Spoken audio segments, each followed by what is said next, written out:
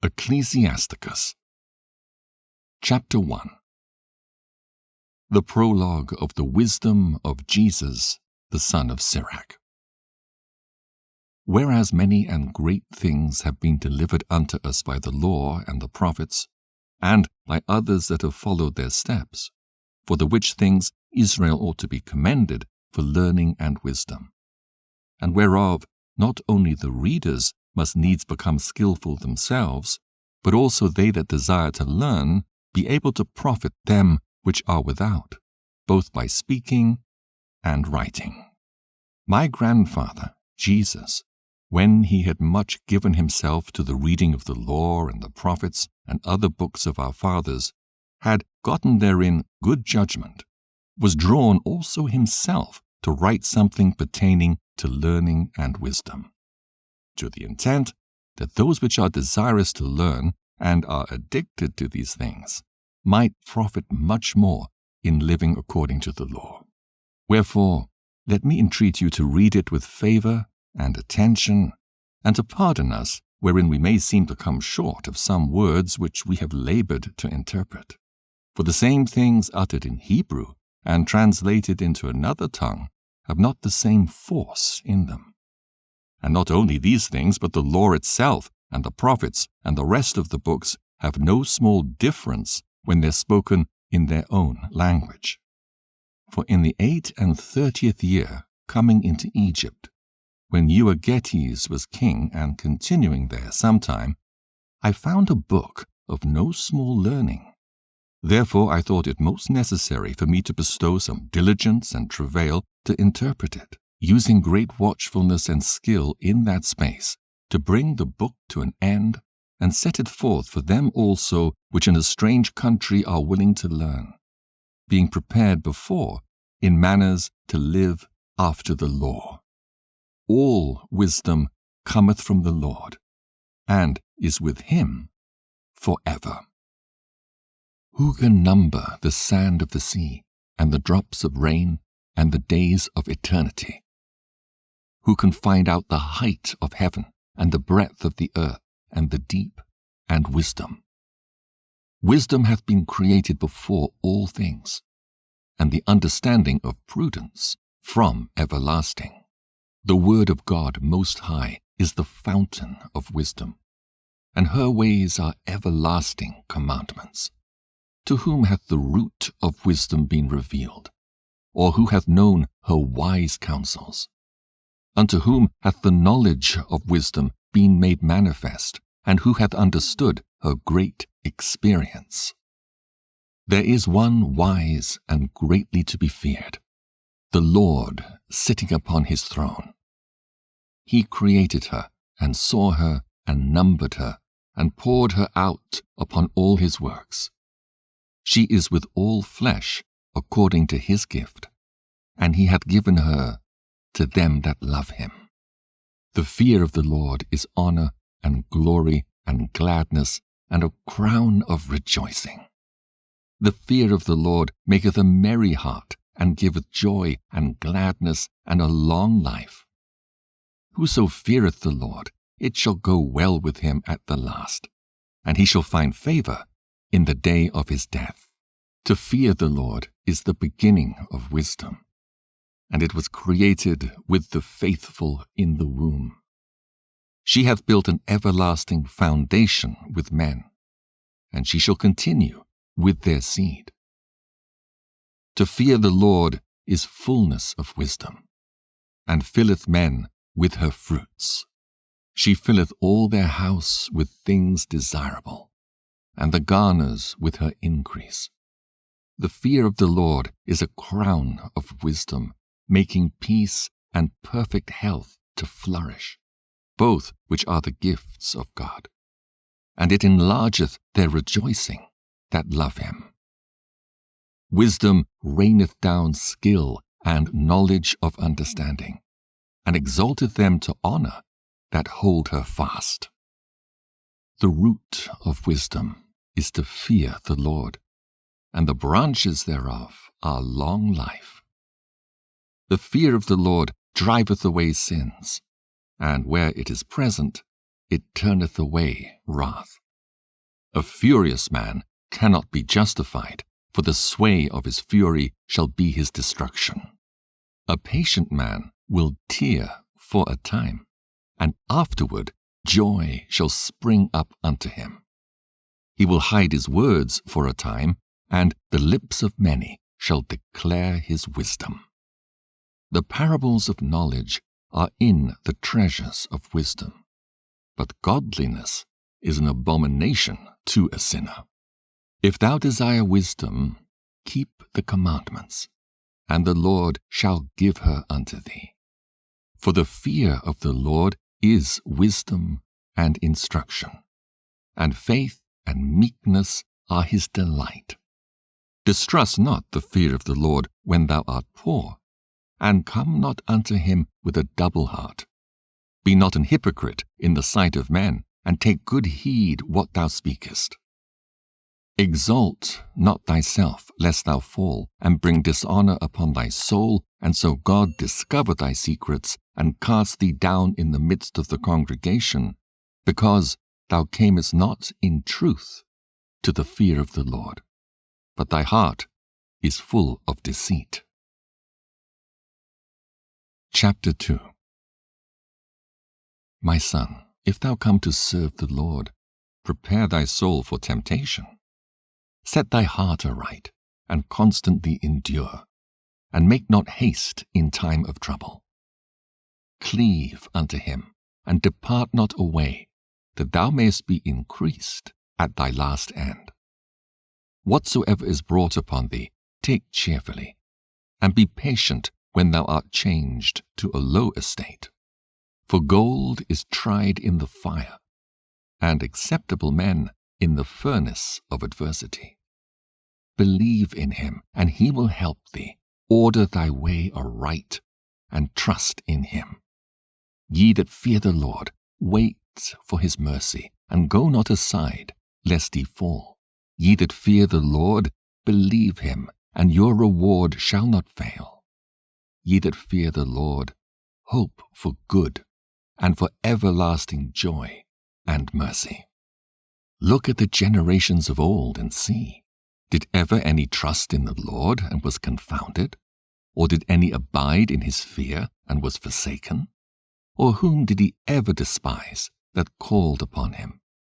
For the Lord is full of compassion and mercy, long-suffering, and very pitiful, and forgiveth sins, and saveth in time of affliction. Woe be to fearful hearts, and faint hands, and the sinner that goeth 2 ways.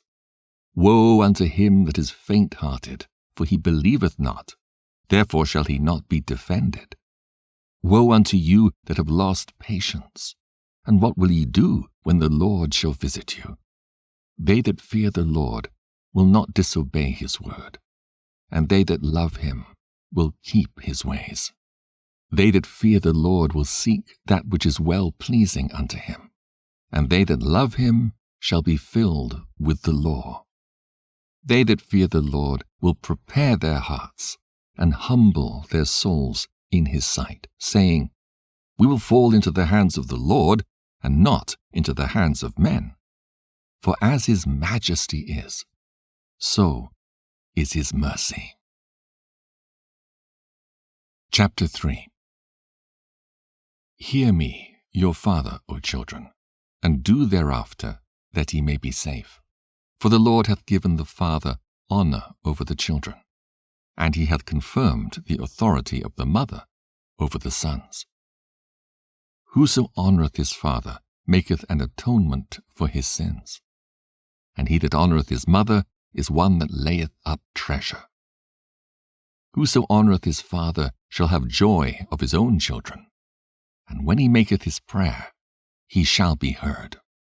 He that honoureth his father shall have a long life, and he that is obedient unto the Lord shall be a comfort to his mother. He that feareth the Lord will honour his father, and will do service unto his parents as to his masters. Honour thy father and mother both in word and deed, that a blessing may come upon thee from them. For the blessing of the father establisheth the houses of children, but the curse of the mother rooteth out foundations. Glory not in the dishonor of thy father, for thy father's dishonor is no glory unto thee. For the glory of a man is from the honor of his father, and a mother in dishonor is a reproach to the children. My son, help thy father in his age, and grieve him not as long as he liveth. And if his understanding fail, have patience with him, and despise him not when thou art in thy full strength. For the relieving of thy father shall not be forgotten, and instead of sins it shall be added to build thee up.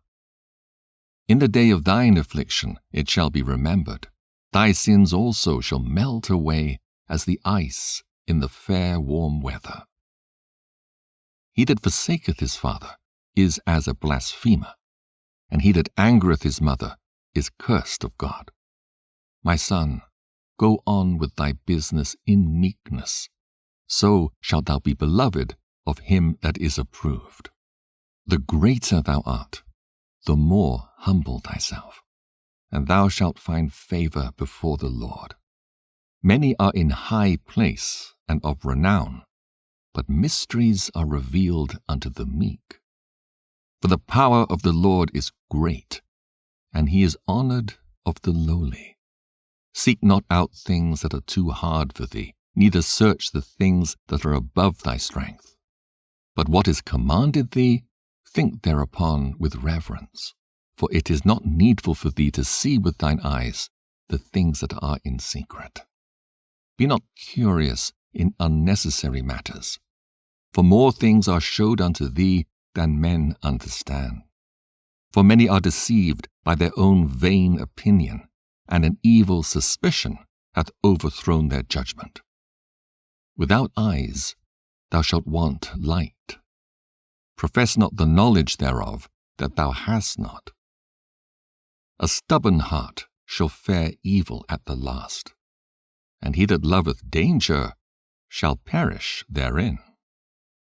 An obstinate heart shall be laden with sorrows, and the wicked man shall heap sin upon sin. In the punishment of the proud there is no remedy, for the plant of wickedness hath taken root in him. The heart of the prudent will understand a parable, and an attentive ear is the desire of a wise man. Water will quench a flaming fire, and alms maketh an atonement for sins. And he that requiteth good turns is mindful of that which may come hereafter. And when he falleth, he shall find a stay. Chapter 4. My son, defraud not the poor of his living, and make not the needy eyes to wait long. Make not an hungry soul sorrowful, neither provoke a man in his distress.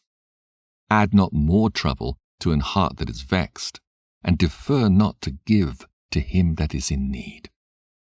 Reject not the supplication of the afflicted, neither turn away thy face from a poor man. Turn not away thine eye from the needy, and give him none occasion to curse thee. For if he curse thee in the bitterness of his soul, his prayer shall be heard of him that made him. Get thyself the love of the congregation, and bow thy head to a great man. Let it not grieve thee to bow down thine ear to the poor, and give him a friendly answer with meekness. Deliver him that suffereth wrong from the hand of the oppressor, and be not faint-hearted when thou sittest in judgment. Be as a father unto the fatherless, and instead of an husband unto their mother. So shalt thou be as the Son of the Most High, and he shall love thee more than thy mother doth. Wisdom exalteth her children, and layeth hold of them that seek her. He that loveth her loveth life, and they that seek to her early shall be filled with joy.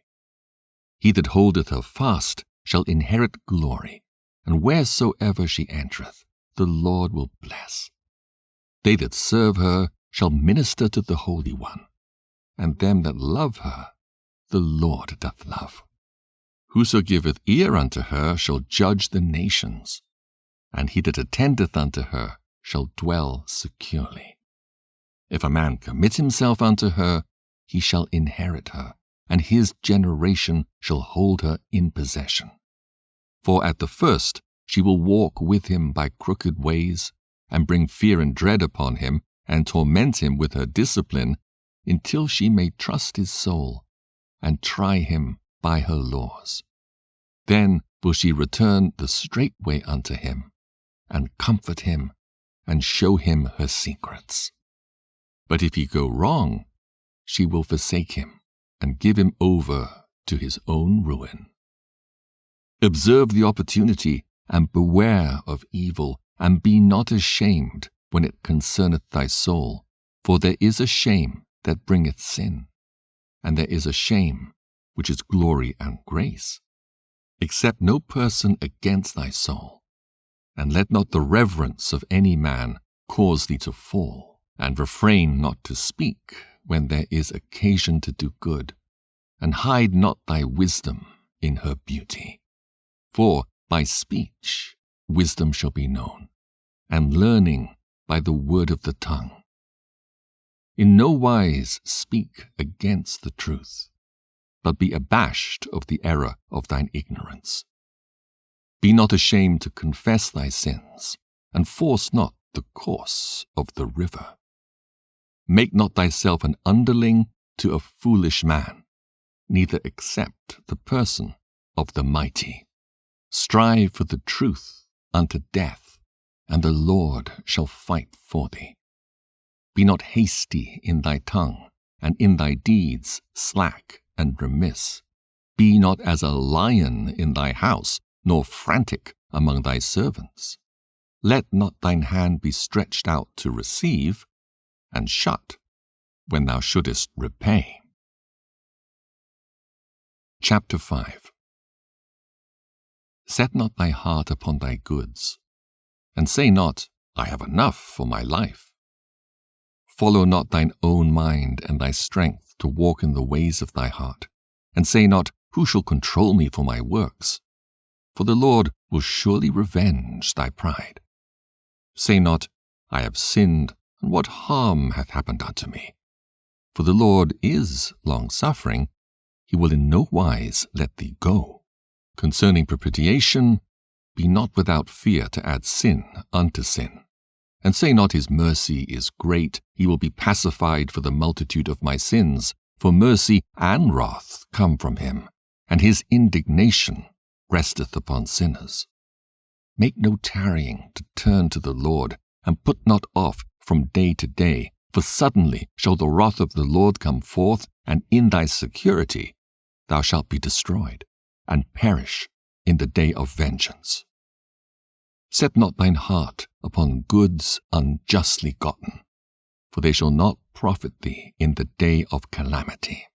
Winnow not with every wind, and go not into every way, for so doth the sinner that hath a double tongue. Be steadfast in thy understanding, and let thy word be the same. Be swift to hear, and let thy life be sincere, and with patience give answer. If thou hast understanding, answer thy neighbor. If not, lay thy hand upon thy mouth. Honor and shame is in talk, and the tongue of man is his fall. Be not called a whisperer, and lie not in wait with thy tongue. For a foul shame is upon the thief, and an evil condemnation upon the double tongue. Be not ignorant of anything, in a great matter or a small. Chapter 6. Instead of a friend, become not an enemy, for thereby thou shalt inherit an ill name, shame, and reproach. Even so shall a sinner that hath a double tongue. Extol not thyself in the counsel of thine own heart, that thy soul be not torn in pieces as a bull straying alone. Thou shalt eat up thy leaves and lose thy fruit, and leave thyself as a dry tree. A wicked soul shall destroy him that hath it, and shall make him to be laughed to scorn of his enemies. Sweet language will multiply friends, and a fair-speaking tongue will increase kind greetings. Be in peace with many, nevertheless have but one counselor of 1,000. If thou wouldest get a friend, prove him first, and be not hasty to credit him. For some man is a friend for his own occasion, and will not abide in the day of thy trouble. And there is a friend who, being turned to enmity and strife, will discover thy reproach. Again, some friend is a companion at the table, and will not continue in the day of thy affliction. But in thy prosperity he will be as thyself, and will be bold over thy servants. If thou be brought low, he will be against thee, and will hide himself from thy face. Separate thyself from thine enemies, and take heed of thy friends.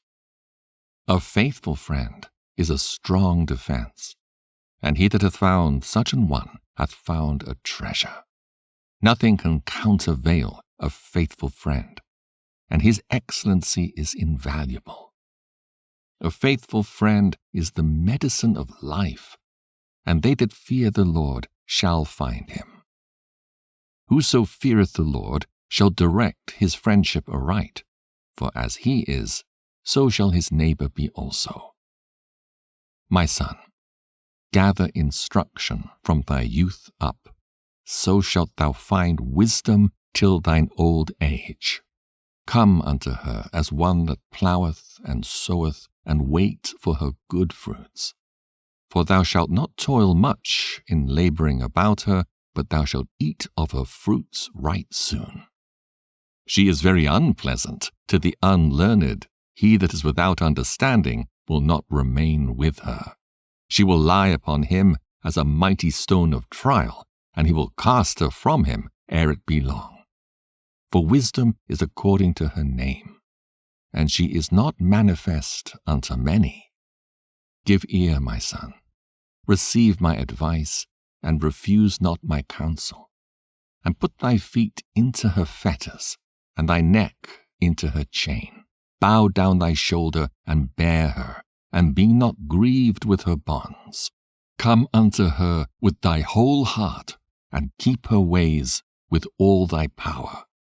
Search and seek, and she shall be made known unto thee.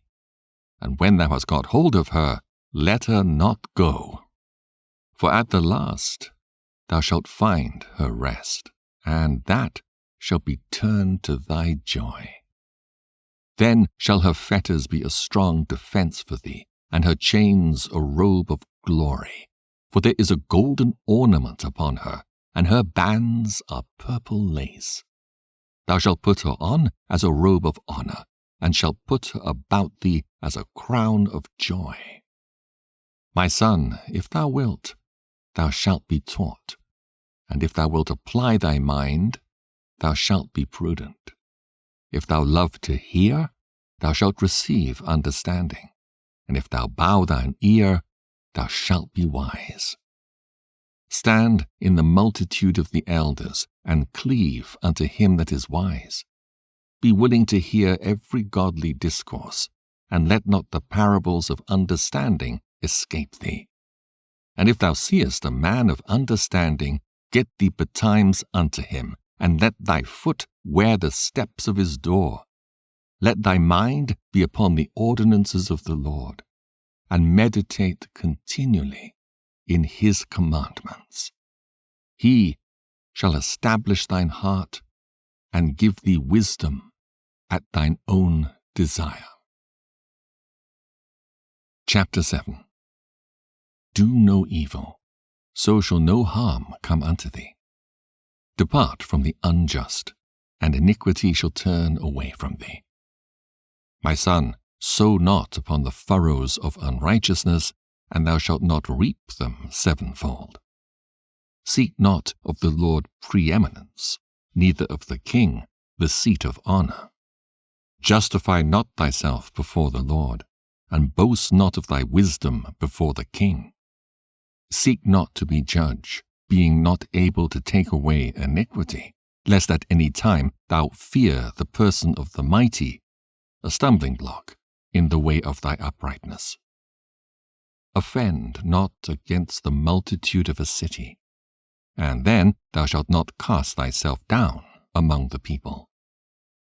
Bind not one sin upon another, for in one thou shalt not be unpunished. Say not, God will look upon the multitude of my oblations, and when I offer to the Most High, he will accept it. Be not faint-hearted when thou makest thy prayer, and neglect not to give alms. Laugh no man to scorn in the bitterness of his soul, for there is one which humbleth and exalteth. Devise not a lie against thy brother, neither do the like to thy friend. Use not to make any manner of lie, for the custom thereof is not good.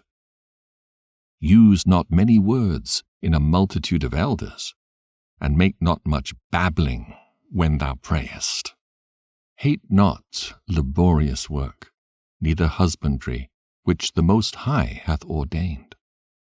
Number not thyself among the multitude of sinners, but remember that wrath will not tarry long.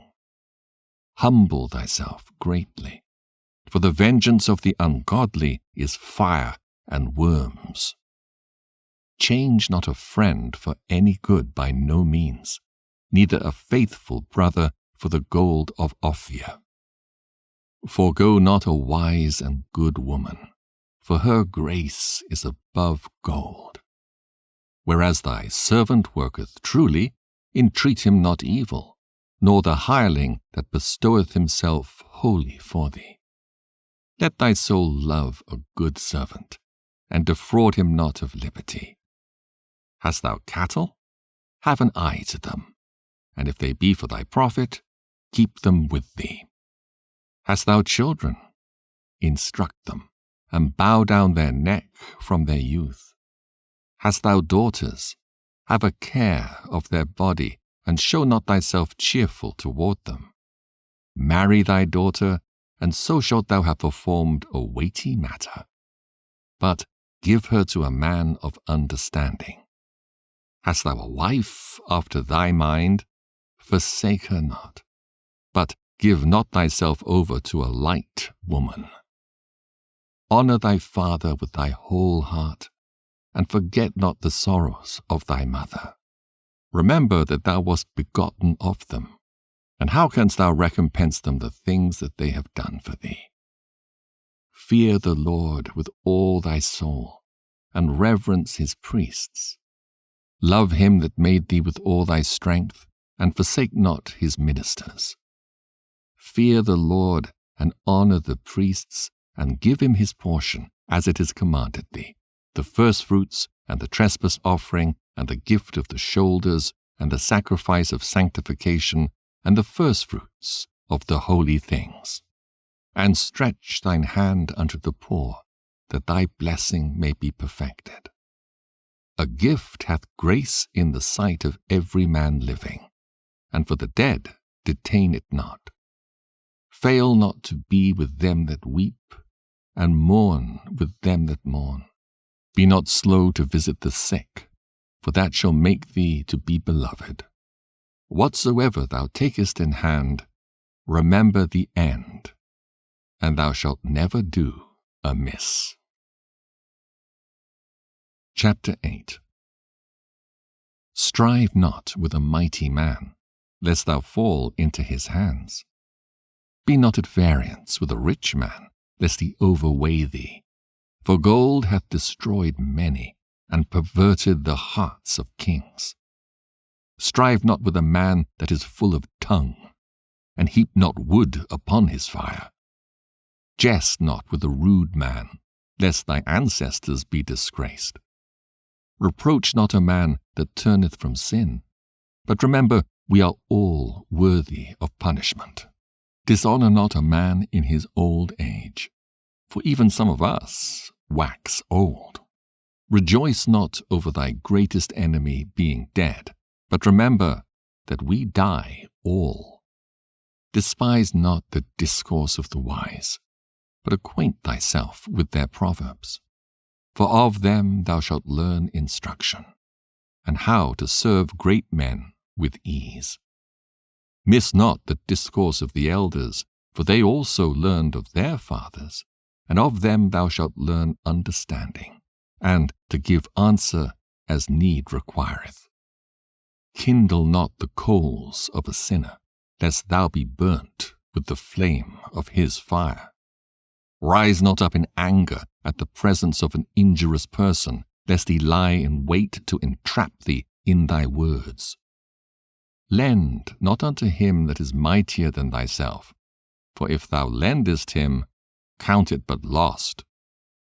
Be not surety above thy power, for if thou be surety, take care to pay it. Go not to law with a judge, for they will judge for him according to his honor. Travel not by the way with a bold fellow, lest he become grievous unto thee, for he will do according to his own will, and thou shalt perish with him through his folly. Strive not with an angry man, and go not with him into a solitary place, for blood is as nothing in his sight, and where there is no help, he will overthrow thee. Consult not with a fool, for he cannot keep counsel. Do no secret thing before a stranger, for thou knowest not what he will bring forth. Open not thine heart to every man, lest he requite thee with a shrewd turn. Chapter 9. Be not jealous over the wife of thy bosom, and teach her not an evil lesson against thyself. Give not thy soul unto a woman to set her foot upon thy substance. Meet not with an harlot, lest thou fall into her snares. Use not much the company of a woman that is a singer, lest thou be taken with her attempts. Gaze not on a maid, that thou fall not by those things that are precious in her. Give not thy soul unto harlots, that thou lose not thine inheritance. Look not round about thee in the streets of the city, neither wander thou in the solitary place thereof. Turn away thine eye from a beautiful woman, and look not upon another's beauty. For many have been deceived by the beauty of a woman, for herewith love is kindled as a fire. Sit not at all with another man's wife, nor sit down with her in thine arms, and spend not thy money with her at the wine, lest thine heart incline unto her, and so through thy desire thou fall into destruction. Forsake not an old friend, for the new is not comparable to him. A new friend is as new wine. When it is old, thou shalt drink it with pleasure. Envy not the glory of a sinner, for thou knowest not what shall be his end. Delight not the thing that the ungodly have pleasure in, but remember, they shall not go unpunished unto their grave. Keep thee far from the man that hath power to kill, so shalt thou not doubt the fear of death. And if thou come unto him, make no fault, lest he take away thy life presently. Remember that thou goest in the midst of snares, and that thou walkest upon the battlements of the city. As near as thou canst, guess at thy neighbor, and consult with the wise. Let thy talk be with the wise, and all thy communication in the law of the Most High. And let just men eat and drink with thee, and let thy glorying be in the fear of the Lord. For the hand of the artificer the work shall be commended, and the wise ruler of the people for his speech. A man of an ill tongue is dangerous in his city, and he that is rash in his talk shall be hated. Chapter 10. A wise judge will instruct his people, and the government of a prudent man is well ordered. As the judge of the people is himself, so are his officers. And what manner of man the ruler of the city is, such are all they that dwell therein. An unwise king destroyeth his people, but through the prudence of them which are in authority, the city shall be inhabited. The power of the earth is in the hand of the Lord, and in due time he will set over it one that is profitable. In the hand of God is the prosperity of man, and upon the person of the scribe shall he lay his honor.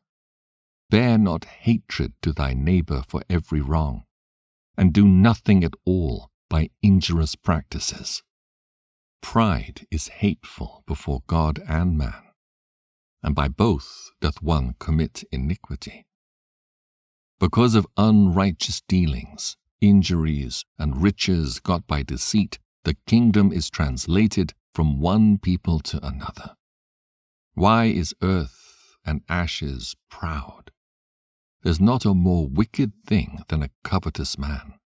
For such an one setteth his own soul to sale, because while he liveth, he casteth away his bowels. The physician cutteth off a long disease, and he that is today a king, tomorrow shall die. For when a man is dead, he shall inherit creeping things, beasts, and worms. The beginning of pride is when one departeth from God, and his heart is turned away from his Maker. For pride is the beginning of sin, and he that hath it shall pour out abomination. And therefore the Lord brought upon them strange calamities, and overthrew them utterly.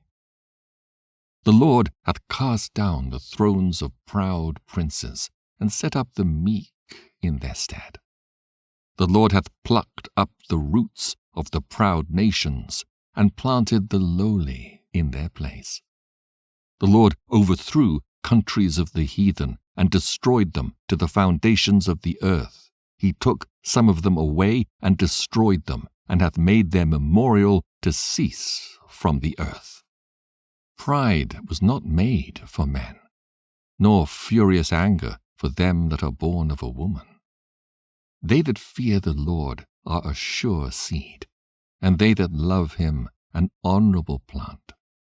They that regard not the law are a dishonorable seed. They that transgress the commandments are a deceivable seed. Among brethren, he that is chief is honorable. So are they that fear the Lord in his eyes. The fear of the Lord goeth before the obtaining of authority, but roughness and pride is the losing thereof. Whether he be rich, noble, or poor, their glory is the fear of the Lord. It is not meet to despise the poor man that hath understanding, neither is it convenient to magnify a sinful man. Great men and judges and potentates shall be honored, yet is there none of them greater than he that feareth the Lord. Unto the servant that is wise shall they that are free do service, and he that hath knowledge will not grudge when he is reformed. Be not over wise in doing thy business, and boast not thyself in the time of thy distress. Better is he that laboureth and aboundeth in all things, than he that boasteth himself and wanteth bread. My son, glorify thy soul in meekness, and give it honour according to the dignity thereof. Who will justify him that sinneth against his own soul?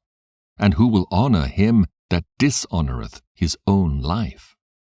The poor man is honoured for his skill, and the rich man is honoured for his riches. He that is honoured in poverty, how much more in riches? And he that is dishonourable in riches, how much more in poverty? Chapter 11. Wisdom lifteth up the head of him that is of low degree, and maketh him to sit among great men. Commend not a man for his beauty, neither abhor a man for his outward appearance. The bee is little among such as fly, but her fruit is the chief of sweet things. Boast not of thy clothing and raiment, and exalt not thyself in the day of honor. For the works of the Lord are wonderful, and his works among men are hidden. Many kings have sat down upon the ground, and one that was never thought of hath worn the crown. Many mighty men have been greatly disgraced, and the honorable delivered into other men's hands. Blame not before thou hast examined the truth. Understand first, and then rebuke. Answer not before thou hast heard the cause, neither interrupt men in the midst of their talk. Strive not in a matter that concerneth thee not, and sit not in judgment with sinners. My son, meddle not with many matters, for if thou meddle much, thou shalt not be innocent, and if thou follow after, thou shalt not obtain, neither shalt thou escape by fleeing. There is one that laboureth, and taketh pains, and maketh haste, and is so much the more behind. Again, there is another that is slow, and hath need of help, wanting ability, and full of poverty. Yet the eye of the Lord looked upon him for good, and set him up from his low estate, and lifted up his head from misery, so that many that saw it marveled at him. Prosperity and adversity, life and death, poverty and riches come of the Lord. Wisdom, knowledge, and understanding of the law are of the Lord. Love and the way of good works are from him. Error and darkness had their beginning together with sinners, and evil shall wax old with them that glory therein. The gift of the Lord remaineth with the godly, and his favour bringeth prosperity for ever. There is that waxeth rich by his wariness and pinching, and this is the portion of his reward. Whereas he saith, I have found rest, and now will eat continually of my goods, and yet he knoweth not what time shall come upon him, and that he must leave those things to others, and die. Be steadfast in thy covenant, and be conversant therein, and wax old in thy work. Marvel not at the works of sinners, but trust in the Lord, and abide in thy labour. For it is an easy thing in the sight of the Lord on the sudden to make a poor man rich. The blessing of the Lord is in the reward of the godly, and suddenly he maketh his blessing flourish. Say not, what profit is there of my service, and what good things shall I have hereafter? Again say not, I have enough, and possess many things, and what evil shall I have hereafter? In the day of prosperity there is a forgetfulness of affliction, and in the day of affliction there is no more remembrance of prosperity. For it is an easy thing unto the Lord in the day of death to reward a man according to his ways. The affliction of an hour maketh a man forget pleasure, and in his end his deeds shall be discovered. Judge none blessed before his death, for a man shall be known in his children. Bring not every man into thine house, for the deceitful man hath many trains. Like as a partridge taken and kept in a cage, so is the heart of the proud. And like as a spy watcheth he for thy fall. For he lieth in wait, and turneth good into evil, and in things worthy of praise will lay blame upon thee. Of a spark of fire a heap of coals is kindled, and a sinful man layeth wait for blood. Take heed of a mischievous man, for he worketh wickedness, lest he bring upon thee a perpetual blot.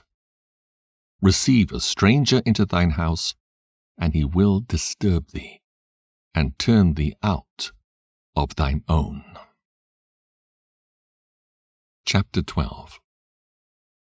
When thou wilt do good, know to whom thou doest it. So shalt thou be thanked for thy benefits. Do good to the godly man, and thou shalt find a recompense, and if not from him, yet from the Most High. There can no good come to him that is always occupied in evil, nor to him that giveth no alms.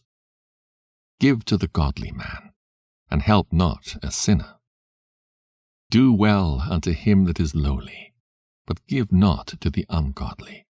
Hold back thy bread, and give it not unto him, lest he overmaster thee thereby, or else thou shalt receive twice as much evil for all the good thou shalt have done unto him. For the Most High hateth sinners, and will repay vengeance unto the ungodly, and keepeth them against the mighty day of their punishment. Give to the good, and help not the sinner. A friend cannot be known in prosperity, and an enemy cannot be hidden in adversity. In the prosperity of a man, enemies will be grieved, but in his adversity, even a friend will depart. Never trust thine enemy, for like as iron rusteth, so is his wickedness. Though he humble himself and go crouching, yet take good heed and beware of him, and thou shalt be unto him as if thou hadst wiped a looking-glass. And thou shalt know that his rust hath not been altogether wiped away. Set him not by thee, lest when he hath overthrown thee he stand up in thy place. Neither let him sit at thy right hand, lest he seek to take thy seat, and thou at last remember my words, and be pricked therewith. Who will pity a charmer that is bitten with a serpent, or any such as come nigh wild beasts?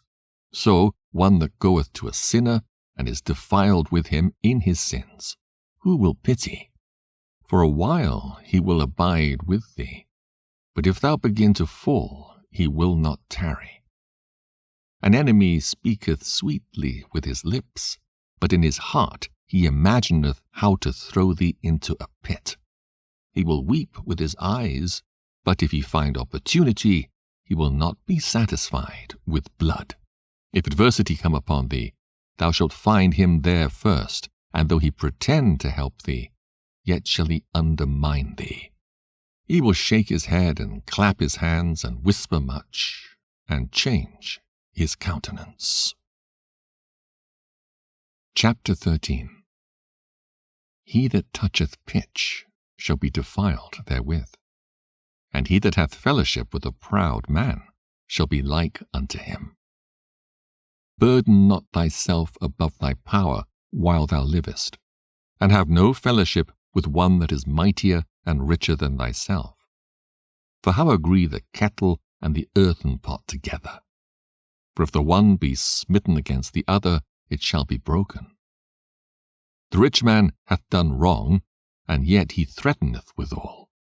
The poor is wronged, and he must entreat also. If thou be for his profit, he will use thee. But if thou have nothing, he will forsake thee. If thou have anything, he will live with thee, yea, he will make thee bear, and will not be sorry for it. If he have need of thee, he will deceive thee, and smile upon thee, and put thee in hope. He will speak thee fair, and say, What wantest thou? And he will shame thee by his meats, until he have drawn thee dry twice or thrice, and at the last he will laugh thee to scorn afterward. When he seeth thee, he will forsake thee, and shake his head at thee. Beware that thou be not deceived, and brought down in thy jollity. If thou be invited of a mighty man, withdraw thyself, and so much the more will he invite thee. Press thou not upon him, lest thou be put back. Stand not far off, lest thou be forgotten. Affect not to be made equal unto him in talk, and believe not his many words. For with much communication will he tempt thee, and smiling upon thee will get out thy secrets. But cruelly he will lay up thy words, and will not spare to do thee hurt, and to put thee in prison. Observe, and take good heed, for thou walkest in peril of thy overthrowing. When thou hearest these things, awake in thy sleep. Love the Lord all thy life, and call upon him for thy salvation. Every beast loveth his like, and every man loveth his neighbor.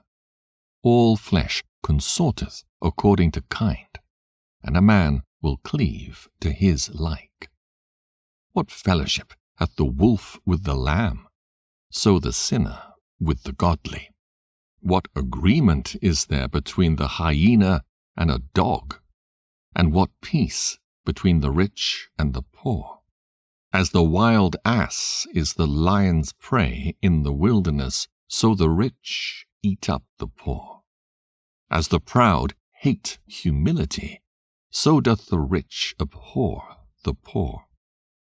A rich man beginning to fall is held up of his friends, but a poor man being down is thrust away by his friends. When a rich man is fallen, he hath many helpers. He speaketh things not to be spoken, and yet men justify him. The poor man slipped, and yet they rebuked him too. He spake wisely, and could have no place. When a rich man speaketh, every man holdeth his tongue, and look, what he saith, they extol it to the clouds. But if the poor man speak, they say, What fellow is this? And if he stumble, they will help to overthrow him. Riches are good unto him that hath no sin, and poverty is evil in the mouth of the ungodly. The heart of a man changeth his countenance, whether it be for good or evil, and a merry heart maketh a cheerful countenance. A cheerful countenance is a token of a heart that is in prosperity, and the finding out of parables is a wearisome labor of the mind. Chapter 14. Blessed is the man that hath not slipped with his mouth, and is not pricked with the multitude of sins. Blessed is he whose conscience hath not condemned him, and who is not fallen from his hope in the Lord. Riches are not comely for a niggard. And what should an envious man do with money? He that gathereth by defrauding his own soul gathereth for others that shall spend his goods riotously. He that is evil to himself, to whom will he be good? He shall not take pleasure in his goods. There is none worse than he that envieth himself, and this is a recompense of his wickedness. And if he doeth good, he doeth it unwillingly, and at the last he will declare his wickedness. The envious man hath a wicked eye. He turneth away his face, and despiseth men. A covetous man's eye is not satisfied with his portion, and the iniquity of the wicked drieth up his soul. A wicked eye envieth his bread, and he is a niggard at his table. My son, according to thy ability, do good to thyself, and give the Lord his due offering. Remember that death will not be long in coming, and that the covenant of the grave is not showed unto thee. Do good unto thy friend before thou die, and according to thy ability stretch out thy hand and give to him. Defraud not thyself of the good day, and let not the part of a good desire overpass thee. Shalt thou not leave thy travails unto another, and thy labors be divided by lot? Give and take, and sanctify thy soul, for there is no seeking of dainties in the grave. All flesh waxeth old as a garment, for the covenant from the beginning is, Thou shalt die the death. As of the green leaves on a thick tree, some fall and some grow. So is the generation of flesh and blood. One cometh to an end, and another is born. Every work rotteth and consumeth away, and the worker thereof shall go withal. Blessed is the man that doth meditate good things in wisdom, and that reasoneth of holy things by his understanding. He that considereth her ways in his heart shall also have understanding in her secrets. Go after her as one that traceth, and lie in wait in her ways. He that prieth in at her windows shall also hearken at her doors. He that doth lodge near her house shall also fasten a pin in her walls. He shall pitch his tent nigh unto her, and shall lodge in a lodging where good things are. He shall set his children under her shelter, and shall lodge under her branches. By her he shall be covered from heat, and in her glory shall he dwell. Chapter 15. He that feareth the Lord will do good, and he that hath the knowledge of the law shall obtain her. And as a mother shall she meet him, and receive him as a wife married of a virgin. With the bread of understanding shall she feed him, and give him the water of wisdom to drink. He shall be stayed upon her, and shall not be moved, and shall rely upon her, and shall not be confounded. She shall exalt him above his neighbors, and in the midst of the congregation shall she open his mouth. He shall find joy and a crown of gladness, and she shall cause him to inherit an everlasting name. But foolish men shall not attain unto her, and sinners shall not see her. For she is far from pride, and men that are liars cannot remember her. Praise is not seemly in the mouth of a sinner, for it was not sent him of the Lord. For praise shall be uttered in wisdom, and the Lord will prosper it. Say not thou, it is through the Lord that I fell away, for thou oughtest not to do the things that he hateth. Say not thou, he hath caused me to err, for he hath no need of the sinful man. The Lord hateth all abomination, and they that fear God love it not. He himself made man from the beginning, and left him in the hand of his counsel, if thou wilt, to keep the commandments, and to perform acceptable faithfulness. He hath set fire and water before thee.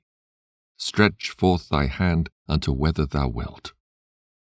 Before man is life and death, and whether him liketh shall be given him.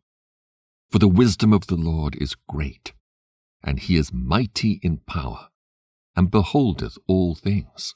And his eyes are upon them that fear him, and he knoweth every work of man. He hath commanded no man to do wickedly, neither hath he given any man license to sin. Chapter 16. Desire not a multitude of unprofitable children, neither delight in ungodly sons. Though they multiply, rejoice not in them, except the fear of the Lord be with them. Trust not thou in their life, neither respect their multitude.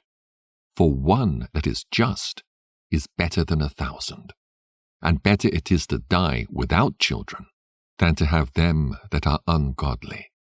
For by one that hath understanding shall the city be replenished, but the kindred of the wicked shall speedily become desolate. Many such things have I seen with mine eyes, and mine ear hath heard greater things than these. In the congregation of the ungodly shall a fire be kindled, and in a rebellious nation wrath is set on fire.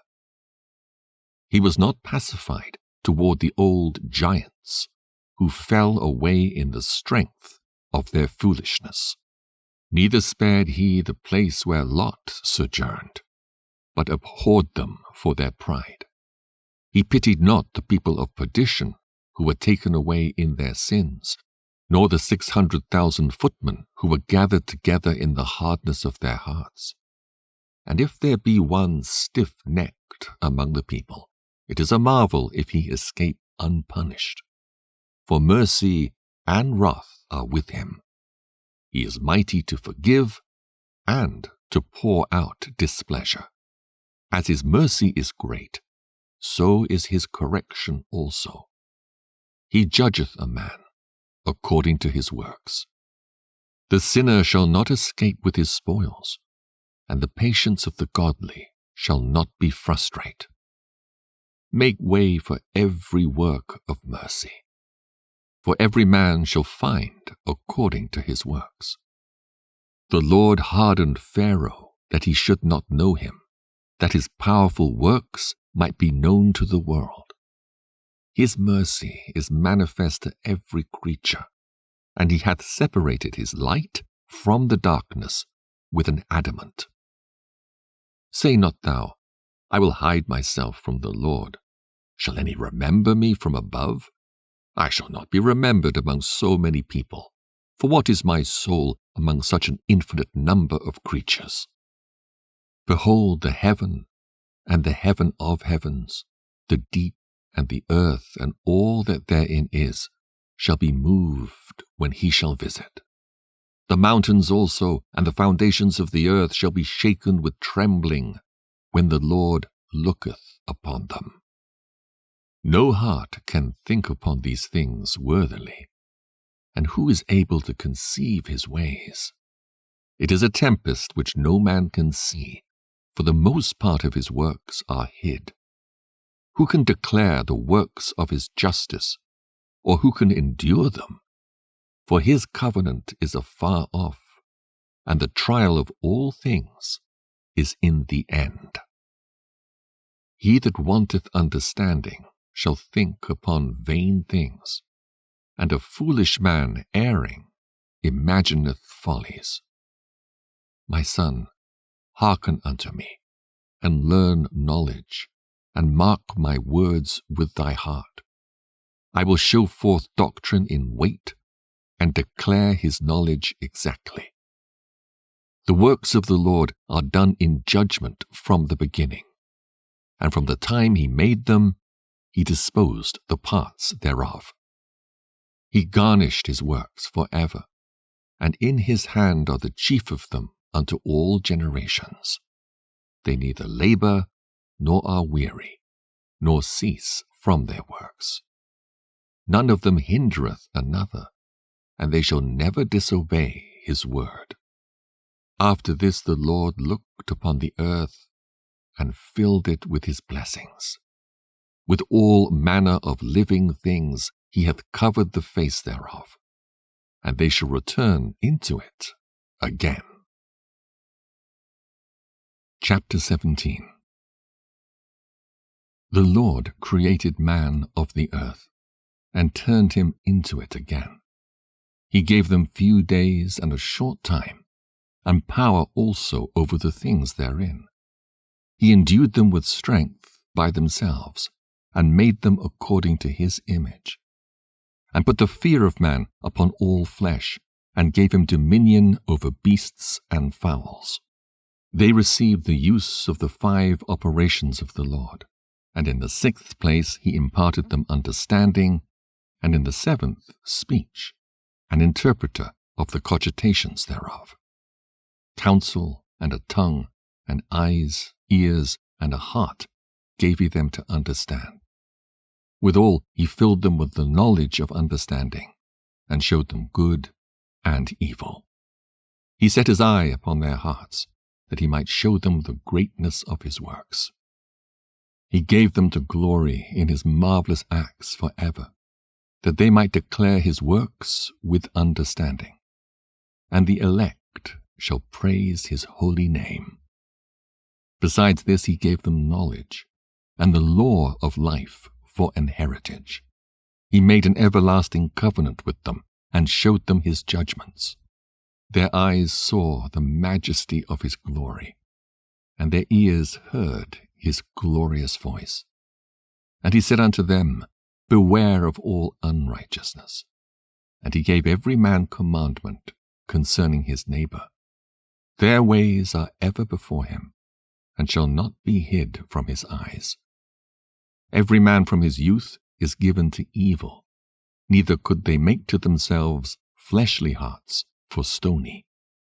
For in the division of the nations of the whole earth he set a ruler over every people. But Israel is the Lord's portion, whom, being his firstborn, he nourisheth with discipline, and giving him the light of his love, doth not forsake him. Therefore all their works are as the sun before him, and his eyes are continually upon their ways. None of their unrighteous deeds are hid from him, but all their sins are before the Lord. But the Lord, being gracious and knowing his workmanship, neither left nor forsook them, but spared them. The alms of a man is as a signet with him, and he will keep the good deeds of man as the apple of the eye, and give repentance to his sons and daughters. Afterwards he will rise up and reward them, and render their recompense upon their heads. But unto them that repent, he granted them return, and comforted those that failed in patience. Return unto the Lord, and forsake thy sins. Make thy prayer before his face, and offend less. Turn again to the Most High, and turn away from iniquity. For he shall lead thee out of darkness into the light of health. And hate thou abomination vehemently. Who shall praise the Most High in the grave, instead of them which live and give thanks? Thanksgiving perisheth from the dead, as from one that is not. The living and sound in heart shall praise the Lord. How great is the loving kindness of the Lord our God, and his compassion unto such as turn unto him in holiness. For all things cannot be in men, because the Son of Man is not immortal. What is brighter than the sun? Yet the light thereof faileth, and flesh and blood will imagine evil. He vieweth the power of the height of heaven, and all men are but earth and ashes. Chapter 18. He that liveth for ever hath created all things in general. The Lord only is righteous, and there is none other but he, who governeth the world with the palm of his hand, and all things obey his will. For he is the King of all, by his power dividing holy things among them from profane. To whom hath he given power to declare his works? And who shall find out his noble acts? Who shall number the strength of his majesty? And who shall also tell out his mercies? As for the wondrous works of the Lord, there may nothing be taken from them, neither may anything be put unto them, neither can the ground of them be found out. When a man hath done, then he beginneth, and when he leaveth off, then he shall be doubtful. What is man, and whereto serveth he? What is his good, and what is his evil? The number of a man's days at the most are 100 years. As a drop of water unto the sea, and a gravel stone in comparison of the sand, so are 1,000 years to the days of eternity. Therefore is God patient with them, and poureth forth his mercy upon them. He saw and perceived their end to be evil. Therefore he multiplied his compassion. The mercy of a man is toward his neighbor, but the mercy of the Lord is upon all flesh. He reproveth and nurtureth and teacheth and bringeth again, as a shepherd his flock. He hath mercy on them that receive discipline, and that diligently seek after his judgments. My son, blemish not thy good deeds, neither use uncomfortable words when thou givest anything. Shall not the dew assuage the heat? So is a word better than a gift. Lo, is not a word better than a gift? But both are with a gracious man. A fool will upbraid churlishly, and a gift of the envious consumeth the eyes. Learn before thou speak, and use physic, or ever thou be sick. Before judgment examine thyself, and in the day of visitation thou shalt find mercy. Humble thyself before thou be sick, and in the time of sins show repentance. Let nothing hinder thee to pay thy vow in due time, and defer not until death to be justified. Before thou prayest, prepare thyself, and be not as one that tempteth the Lord. Think upon the wrath that shall be at the end, and the time of vengeance, when he shall turn away his face. When thou hast enough, remember the time of hunger, and when thou art rich, think upon poverty and need. From the morning until the evening, the time is changed, and all things are soon done before the Lord. A wise man will fear in everything, and in the day of sinning he will beware of offense. But a fool will not observe time. Every man of understanding knoweth wisdom, and will give praise unto him that found her. They that were of understanding in sayings became also wise themselves, and poured forth exquisite parables. Go not after thy lusts, but refrain thyself from thine appetites. If thou givest thy soul the desires that please her, she will make thee a laughing stock to thine enemies that malign thee. Take not pleasure in much good cheer, neither be tied to the expense thereof. Be not made a beggar by banqueting upon borrowing when thou hast nothing in thy purse, for thou shalt lie in wait for thine own life, and be talked on. Chapter 19. A labouring man that is given to drunkenness shall not be rich, and he that contemneth small things shall fall by little and little. Wine and women will make men of understanding to fall away, and he that cleaveth to harlots will become impudent. Moths and worms shall have him to heritage, and a bold man shall be taken away. He that is hasty to give credit is light-minded, and he that sinneth shall offend against his own soul.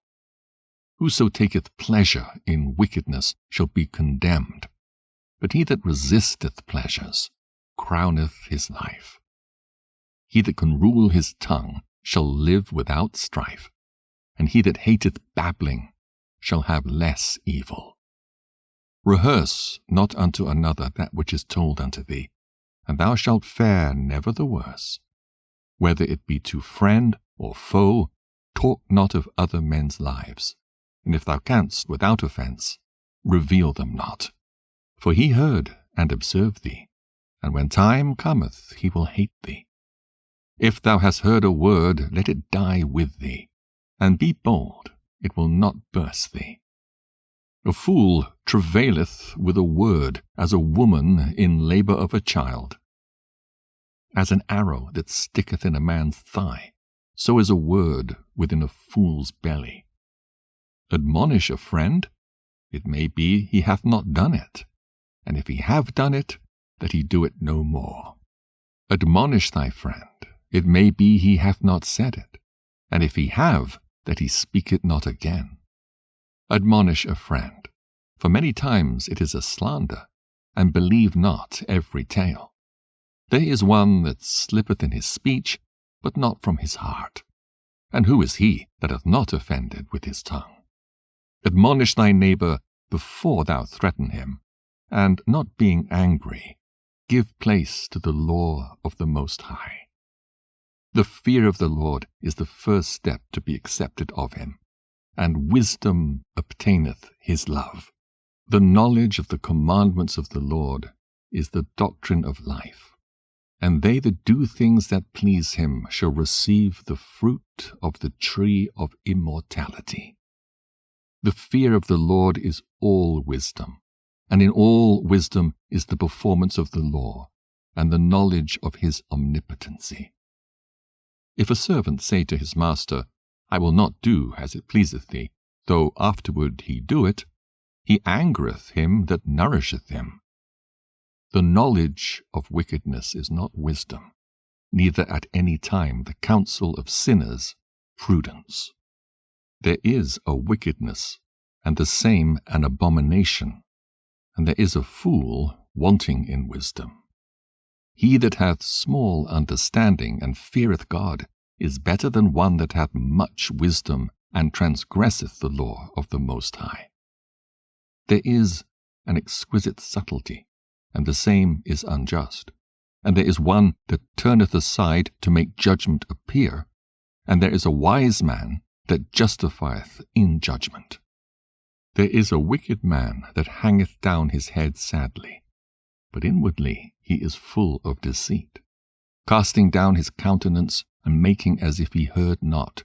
Where he is not known, he will do thee a mischief before thou be aware. And if for want of power he be hindered from sinning, yet when he findeth opportunity, he will do evil. A man may be known by his look, and one that hath understanding by his countenance when thou meetest him. A man's attire, and excessive laughter and gait show what he is. Chapter 20. There is a reproof that is not comely. Again, some man holdeth his tongue, and he is wise. It is much better to reprove than to be angry secretly, and he that confesseth his fault shall be preserved from hurt. How good is it, when thou art reproved, to show repentance, for so shalt thou escape wilful sin. As is the lust of an eunuch to deflower a virgin, so is he that executeth judgment with violence. There is one that keepeth silence and is found wise, and another by much babbling becometh hateful. Some man holdeth his tongue because he hath not to answer, and some keepeth silence, knowing his time. A wise man will hold his tongue till he see opportunity, but a babbler and a fool will regard no time. He that useth many words shall be abhorred, and he that taketh to himself authority therein shall be hated. There is a sinner that hath good success in evil things, and there is a gain that turneth to loss. There is a gift that shall not profit thee, and there is a gift whose recompense is double. There is an abasement because of glory, and there is that lifteth up his head from a low estate. There is that buyeth much for a little, and repayeth it sevenfold. A wise man by his words maketh him beloved, but the graces of fools shall be poured out. The gift of a fool shall do thee no good when thou hast it, neither yet of the envious for his necessity, for he looketh to receive many things for one. He giveth little and upbraideth much. He openeth his mouth like a crier. Today he lendeth, and tomorrow will he ask it again. Such an one is to be hated of God and man. The fool saith, I have no friends. I have no thank for all my good deeds. And they that eat my bread speak evil of me. How oft and of how many shall he be laughed to scorn? For he knoweth not aright what it is to have, and it is all one unto him as if he had it not.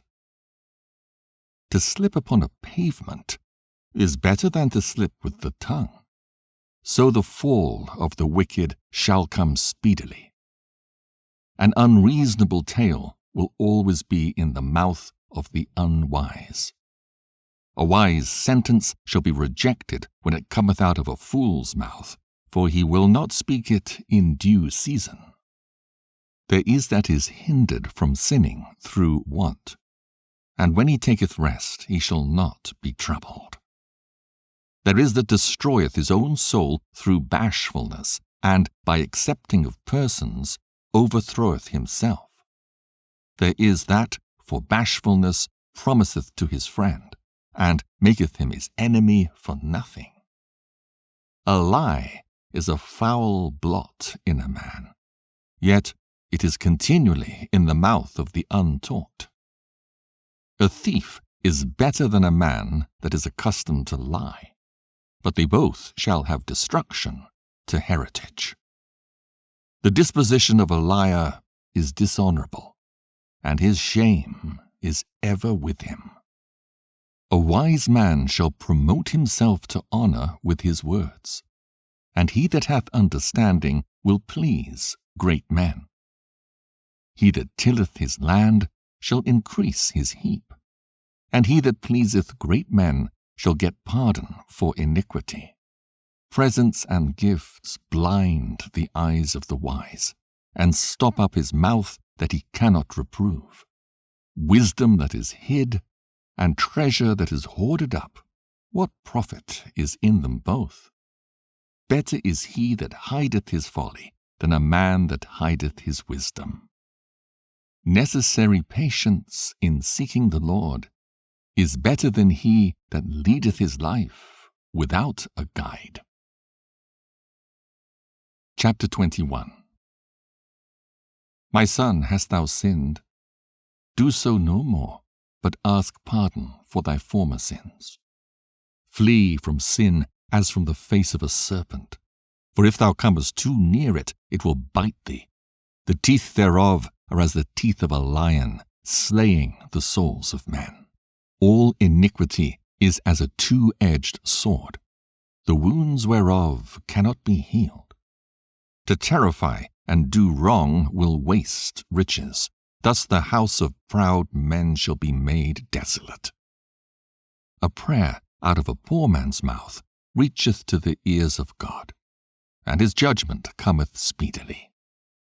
He that hateth to be reproved is in the way of sinners, but he that feareth the Lord will repent from his heart.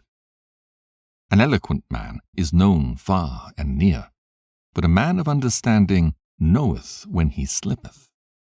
He that buildeth his house with other men's money is like one that gathereth himself stones for the tomb of his burial. The congregation of the wicked is like tow wrapped together, and the end of them is a flame of fire to destroy them. The way of sinners is made plain with stones, but at the end thereof is the pit of hell. He that keepeth the law of the Lord getteth the understanding thereof, and the perfection of the fear of the Lord is wisdom. He that is not wise will not be taught, but there is a wisdom which multiplieth bitterness. The knowledge of a wise man shall abound like a flood, and his counsel is like a pure fountain of life. The inner parts of a fool are like a broken vessel, and he will hold no knowledge as long as he liveth. If a skillful man hear a wise word, he will commend it, and add unto it. But as soon as one of no understanding heareth it, it displeaseth him, and he casteth it behind his back. The talking of a fool is like a burden in the way, but grace shall be found in the lips of the wise. They inquire at the mouth of the wise man in the congregation, and they shall ponder his words in their heart. As is a house that is destroyed, so is wisdom to a fool, and the knowledge of the unwise is as talk without sense. Doctrine unto fools is as fetters on the feet, and like manacles on the right hand. A fool lifteth up his voice with laughter, but a wise man doth scarce smile a little. Learning is unto a wise man as an ornament of gold, and like a bracelet upon his right arm. A foolish man's foot is soon in his neighbor's house, but a man of experience is ashamed of him. A fool will peep in at the door into the house, but he that is well nurtured will stand without. It is the rudeness of a man to hearken at the door, but a wise man will be grieved with the disgrace. The lips of talkers will be telling such things as pertain not unto them, but the words of such as have understanding are weighed in the balance. The heart of the fools is in their mouth, but the mouth of the wise is in their heart. When the ungodly curseth Satan, he curseth his own soul. A whisperer defileth his own soul, and is hated wheresoever he dwelleth. Chapter 22. A slothful man is compared to a filthy stone, and every one will hiss him out to his disgrace. A slothful man is compared to the filth of a dunghill. Every man that takes it up will shake his hand.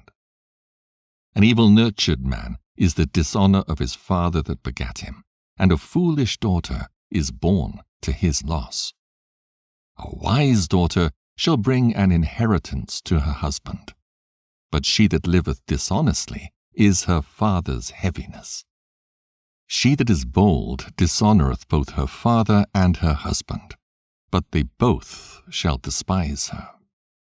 A tale out of season is as music in mourning, but stripes and correction of wisdom are never out of time. Whoso teacheth a fool is as one that glueth a potsherd together, and as he that waketh one from a sound sleep. He that telleth a tale to a fool speaketh to one in a slumber. When he hath told his tale, he will say, What is the matter? If children live honestly, and have wherewithal, they shall cover the baseness of their parents. But children, being haughty through disdain and want of nurture, do stain the nobility of their kindred. Weep for the dead, for he hath lost the light, and weep for the fool, for he wanteth understanding. Make little weeping for the dead, for he is at rest, but the life of the fool is worse than death. 7 days do men mourn for him that is dead, but for a fool and an ungodly man all the days of his life. Talk not much with a fool, and go not to him that hath no understanding. Beware of him, lest thou have trouble, and thou shalt never be defiled with his fooleries. Depart from him, and thou shalt find rest, and never be disquieted with madness. What is heavier than lead? And what is the name thereof? But a fool. Sand and salt and a mass of iron is easier to bear than a man without understanding. As timber girt and bound together in a building cannot be loosed with shaking, so the heart that is established by advised counsel shall fear at no time. A heart settled upon a thought of understanding is as a fair plaistering on the wall of a gallery. Pails set on an high place will never stand against the wind. So a fearful heart in the imagination of a fool cannot stand against any fear. He that pricketh the eye will make tears to fall, and he that pricketh the heart maketh it to show her knowledge.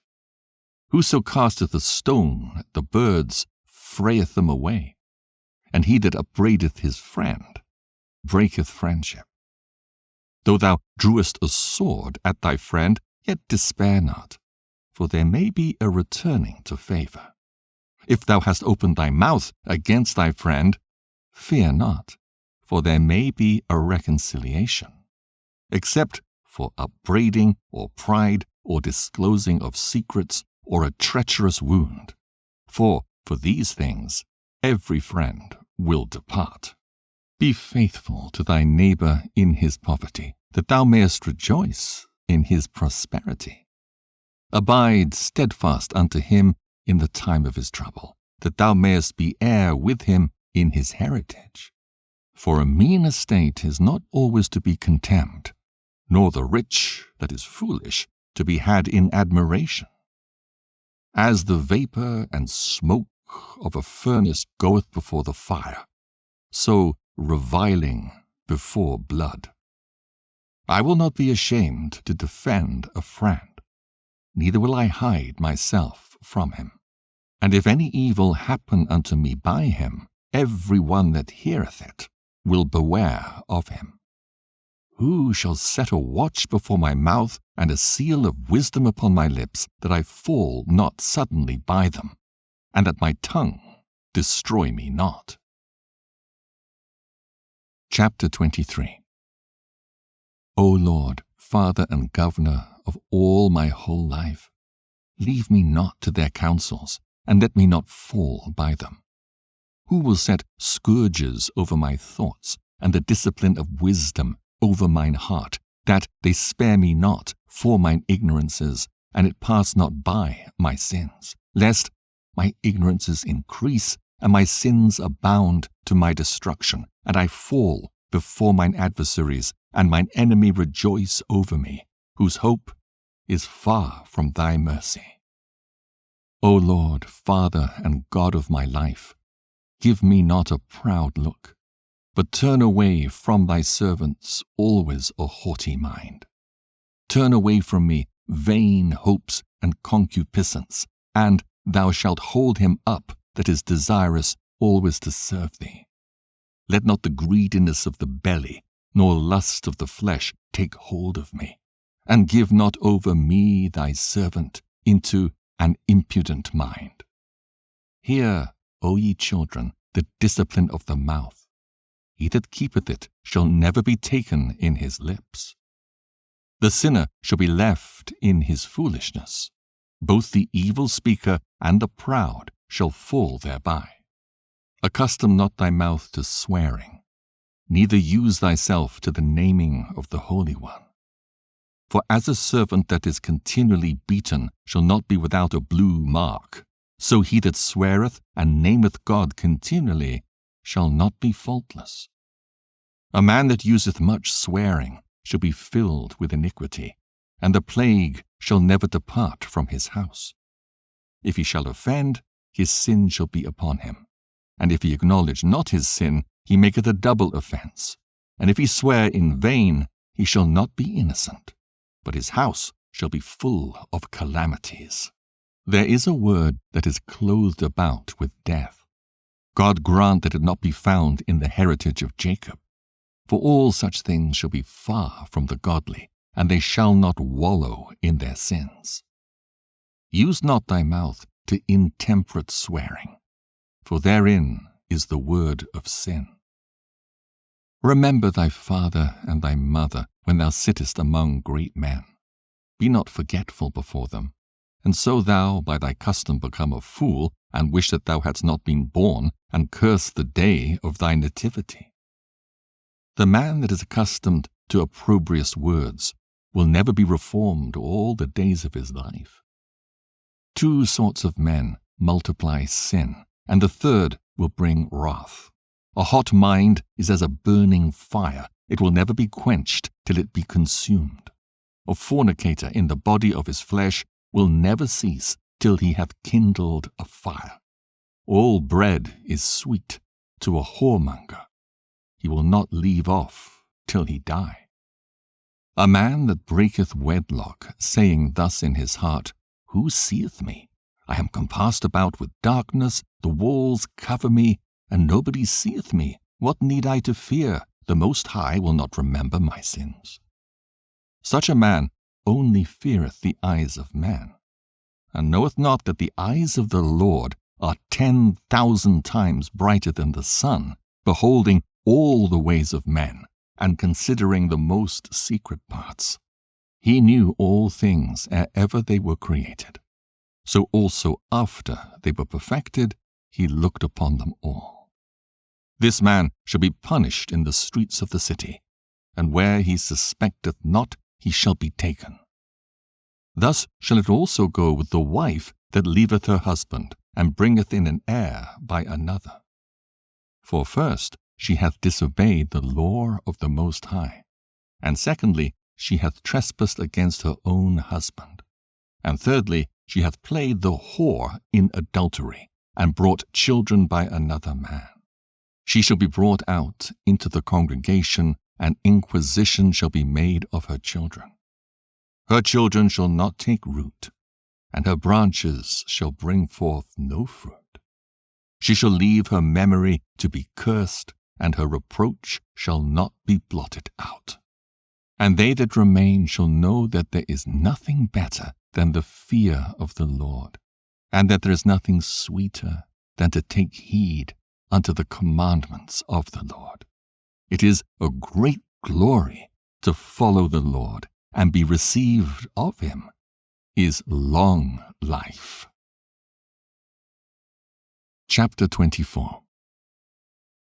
Wisdom shall praise herself, and shall glory in the midst of her people.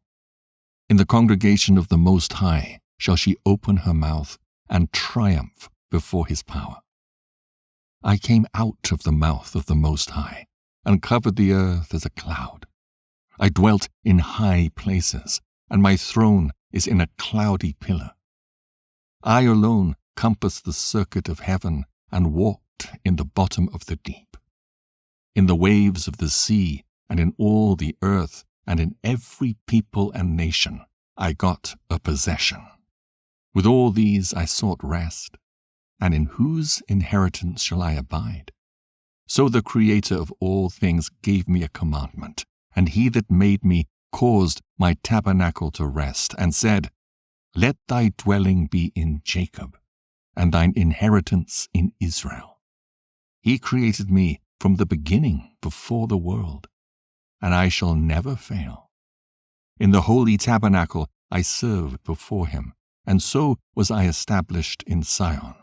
Likewise in the beloved city he gave me rest, and in Jerusalem was my power. And I took root in an honorable people, even in the portion of the Lord's inheritance. I was exalted like a cedar in Libanus, and as a cypress tree upon the mountains of Hermon. I was exalted like a palm tree in En-gadi, and as a rose plant in Jericho, as a fair olive tree in a pleasant field, and grew up as a plane tree by the water. I gave a sweet smell like cinnamon and aspalathus, and I yielded a pleasant odor like the best myrrh, as galbanum and onyx and sweet storax, and as the fume of frankincense in the tabernacle. As the turpentine tree, I stretched out my branches, and my branches are the branches of honor and grace. As the vine brought I forth pleasant savor, and my flowers are the fruit of honor and riches. I am the mother of fair love and fear and knowledge and holy hope. I therefore, being eternal, am given to all my children which are named of him. Come unto me, all ye that be desirous of me, and fill yourselves with my fruits. For my memorial is sweeter than honey, and mine inheritance than the honeycomb.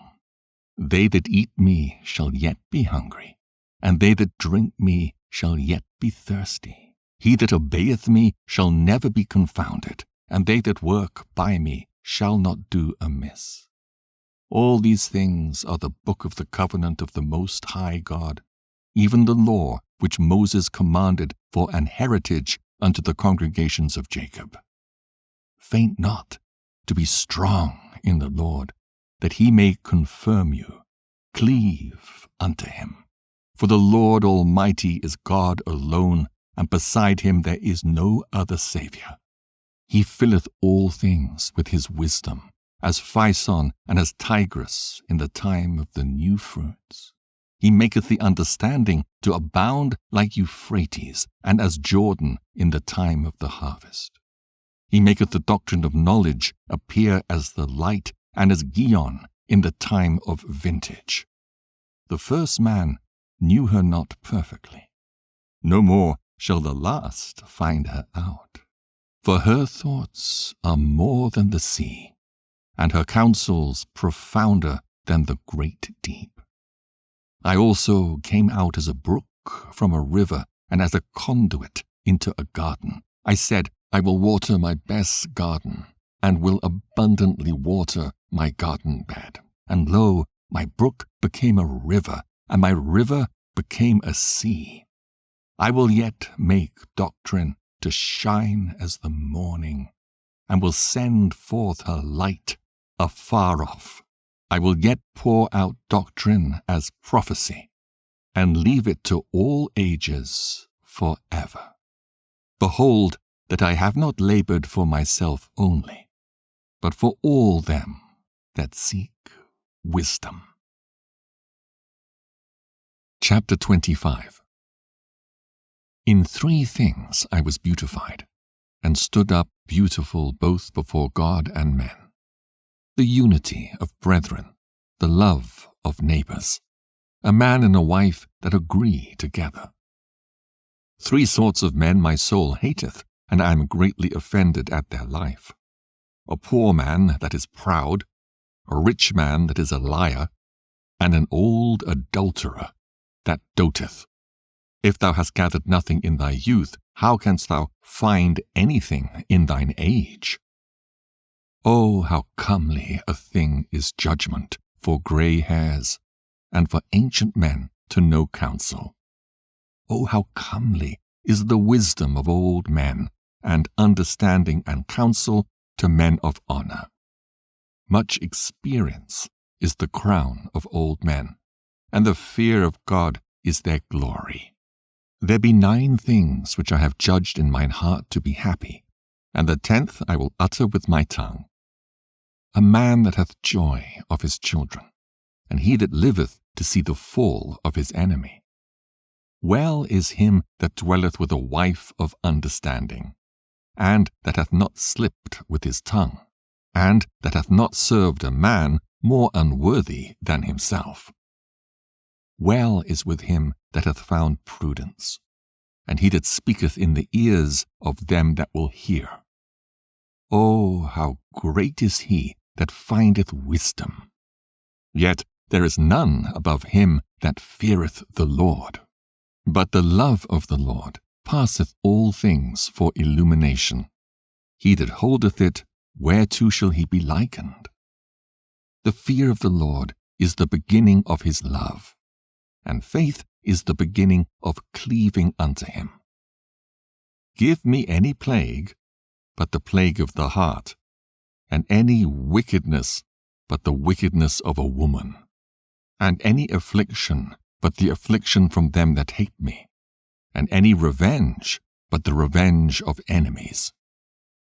There is no head above the head of a serpent, and there is no wrath above the wrath of an enemy.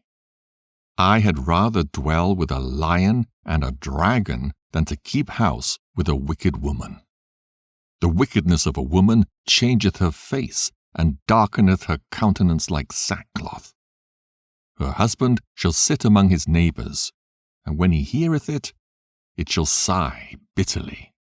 All wickedness is but little to the wickedness of a woman. Let the portion of a sinner fall upon her. As the climbing up a sandy way is to the feet of the aged, so is a wife full of words to a quiet man. Stumble not at the beauty of a woman, and desire her not for pleasure. A woman, if she maintain her husband, is full of anger, impudence, and much reproach. A wicked woman abateth the courage, maketh an heavy countenance, and a wounded heart. A woman that will not comfort her husband in distress maketh weak hands and feeble knees. Of the woman came the beginning of sin, and through her we all die.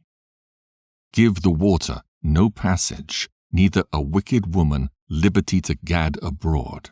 If she go not out as thou wouldst have her, cut her off from thy flesh. and give her a bill of divorce, and let her go. Chapter 26. Blessed is the man that hath a virtuous wife, for the number of his days shall be double. A virtuous woman rejoiceth her husband, and he shall fulfill the years of his life in peace. A good wife is a good portion, which shall be given in the portion of them that fear the Lord. Whether a man be rich or poor, if he have a good heart toward the Lord, he shall at all times rejoice with a cheerful countenance. There be 3 things that mine heart feareth, and for the 4th I was sore afraid: the slander of a city, the gathering together of an unruly multitude, and a false accusation. All these are worse than death. But a grief of heart and sorrow is a woman that is jealous over another woman, and a scourge of the tongue which communicateth with all. An evil wife is a yoke shaken to and fro, and he that hath hold of her is as though he held a scorpion. A drunken woman and a gadder abroad causeth great anger, and she will not cover her own shame. The whoredom of a woman may be known in her haughty looks and eyelids. If thy daughter be shameless, keep her in straitly, lest she abuse herself through overmuch liberty. Watch over an impudent eye, and marvel not if she trespass against thee. She will open her mouth as a thirsty traveller when he hath found a fountain, and drink of every water near her. By every hedge she will sit down, and open her quiver against every arrow. The grace of a wife delighteth her husband, and her discretion will fatten his bones. A silent and loving woman is a gift of the Lord, and there's nothing so much worth as a mind well instructed. A shamefaced and faithful woman is a double grace, and her continent mind cannot be valued. As the sun, when it ariseth in the high heaven, so is the beauty of a good wife in the ordering of her house. As the clear light is upon the holy candlestick, so is the beauty of the face in ripe age. As the golden pillars are upon the sockets of silver, so are the fair feet with a constant heart. My son, keep the flower of thine age sound, and give not thy strength to strangers. When thou hast gotten a fruitful possession through all the field, sow it with thine own seed, trusting in the goodness of thy stock. So thy race which thou leavest shall be magnified, having the confidence of their good descent. An harlot shall be accounted as spittle. But a married woman is a tower against death to her husband. A wicked woman is given as a portion to a wicked man, but a godly woman is given to him that feareth the Lord. A dishonest woman contemneth shame, but an honest woman will reverence her husband. A shameless woman shall be counted as a dog, but she that is shamefaced will fear the Lord. A woman that honoureth her husband shall be judged wise of all, but she that dishonoureth him in her pride shall be counted ungodly of all. A loud crying woman and a scold shall be sought out to drive away the enemies. There be 2 things that grieve my heart, and the third maketh me angry: a man of war that suffereth poverty, and men of understanding that are not set by, and one that returneth from righteousness to sin. The Lord prepareth such an one for the sword. A merchant shall hardly keep himself from doing wrong, and an huckster shall not be freed from sin. Chapter 27. Many have sinned for a small matter, and he that seeketh for abundance shall turn his eyes away. As a nail sticketh fast between the joinings of the stones, so doth sin stick close between buying and selling. Unless a man hold himself diligently in the fear of the Lord, his house shall soon be overthrown. As when one sifteth with a sieve, the refuse remaineth, so the filth of man in his talk. The furnace proveth the potter's vessels, so the trial of man is in his reasoning. The fruit declareth if the tree have been dressed, so is the utterance of a conceit in the heart of man. Praise no man before thou hearest him speak, for this is the trial of men. If thou followest righteousness, thou shalt obtain her, and put her on as a glorious long robe. The birds will resort unto their like, so will truth return unto them that practice in her. As the lion lieth in wait for the prey, so sin for them that work iniquity. The discourse of a godly man is always with wisdom, but a fool changeth as the moon. If thou be among the indiscreet, observe the time, but be continually among men of understanding. The discourse of fools is irksome, and their sport is the wantonness of sin. The talk of him that sweareth much maketh the hair stand upright, and their brawls make one stop his ears. The strife of the proud is bloodshedding, and their revilings are grievous to the ear. Whoso discovereth secrets loseth his credit, and shall never find friend to his mind. Love thy friend, and be faithful unto him. But if thou betrayest his secrets, follow no more after him. For as a man hath destroyed his enemy, so hast thou lost the love of thy neighbor. As one that letteth a bird go out of his hand, so hast thou let thy neighbor go, and shalt not get him again. Follow after him no more, for he is too far off. He is as a roe escaped out of the snare. As for a wound, it may be bound up, and after reviling there may be reconcilement.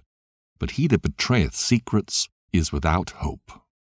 He that winketh with the eyes worketh evil, and he that knoweth him will depart from him.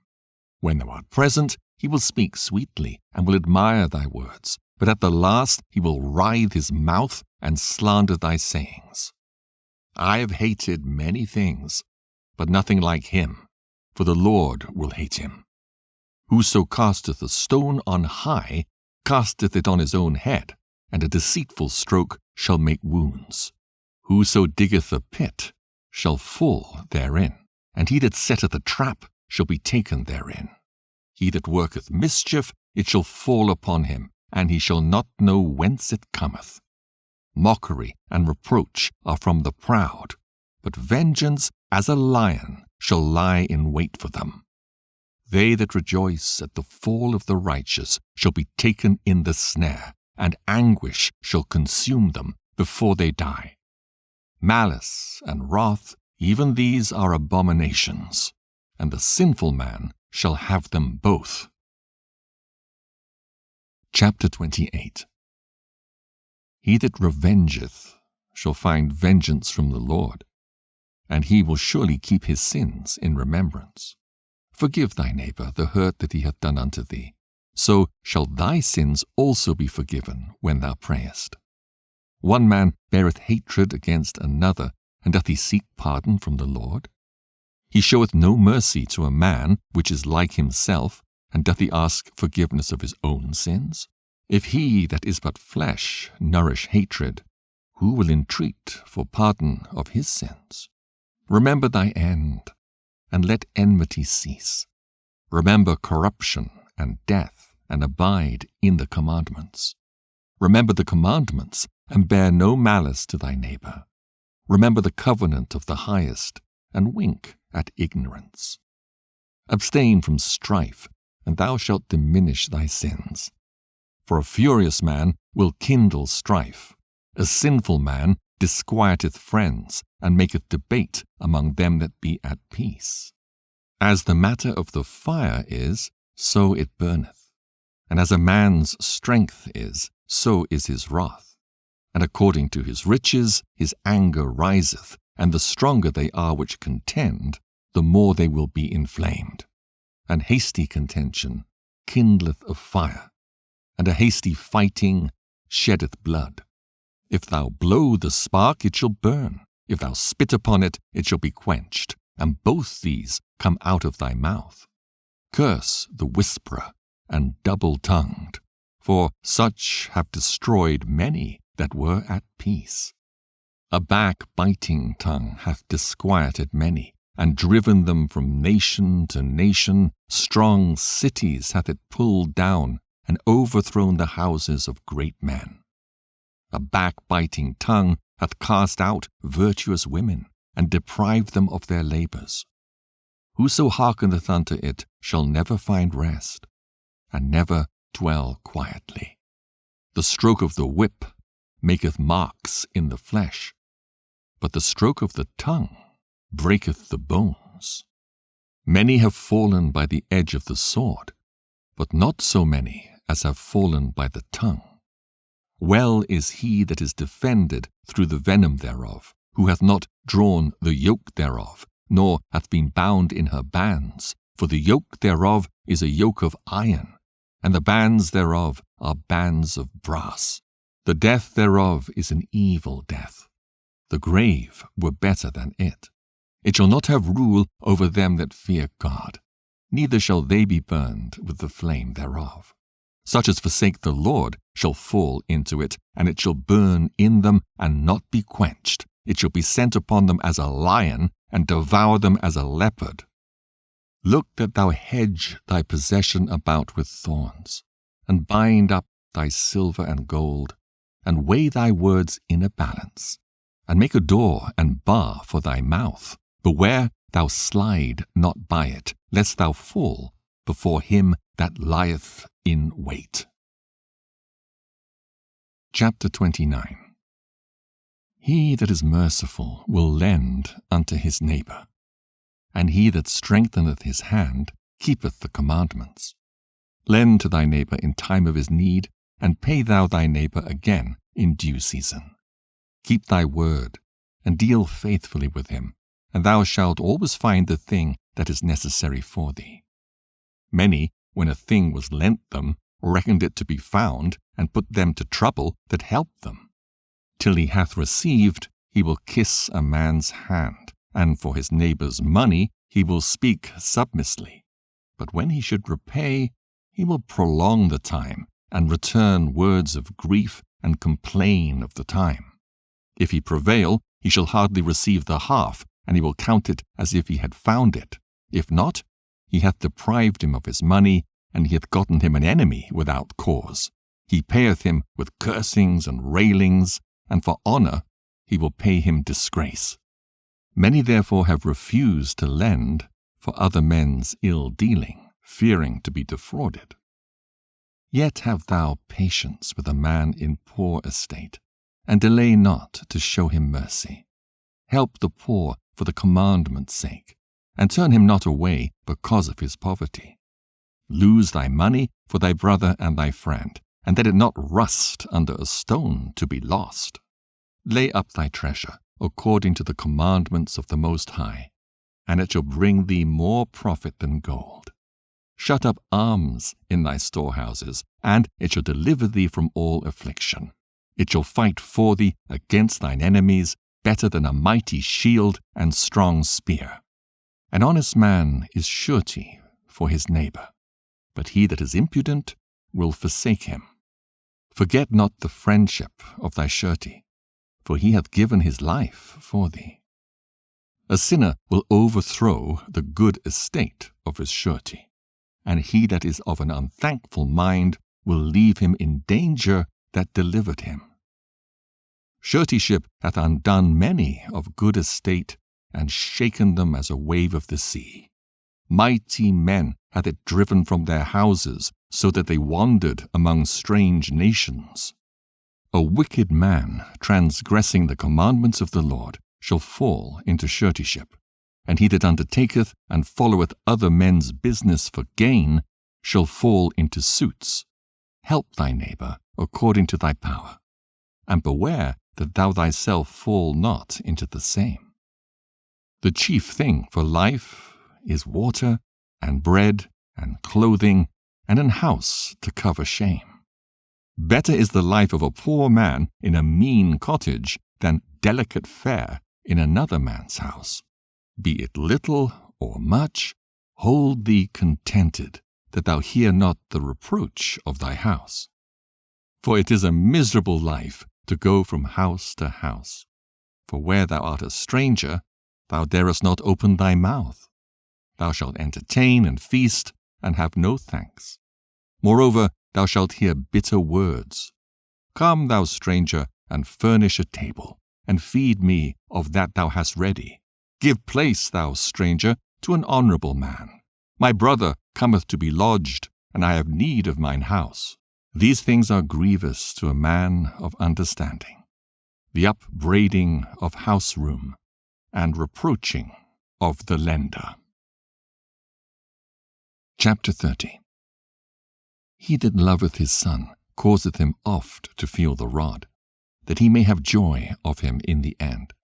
He that chastiseth his son shall have joy in him, and shall rejoice of him among his acquaintance. He that teacheth his son grieveth the enemy, and before his friends he shall rejoice of him. Though his father die, yet he is as though he were not dead, for he hath left one behind him that is like himself.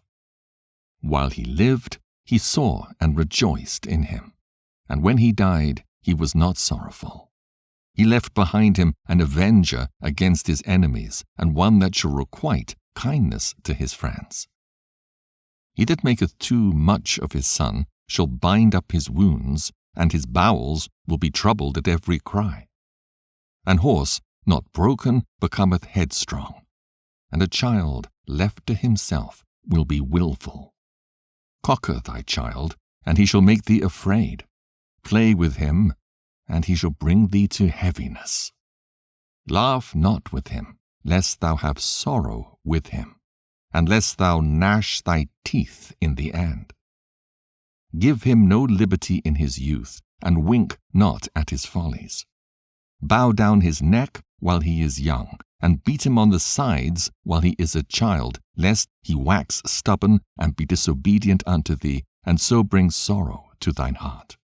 Chastise thy son, and hold him to labor, lest his lewd behavior be an offense unto thee. Better is the poor, being sound and strong of constitution, than a rich man that is afflicted in his body. Health and good estate of body are above all gold, and a strong body above infinite wealth. There is no riches above a sound body, and no joy above the joy of the heart. Death is better than a bitter life or continual sickness. Delicates poured upon a mouth shut up are as messes of meat set upon a grave. What good doeth the offering unto an idol? For neither can it eat nor smell. So is he that is persecuted of the Lord. He seeth with his eyes, and groaneth, as an eunuch embraceth a virgin, and sigheth. Give not over thy mind to heaviness, and afflict not thyself in thine own counsel.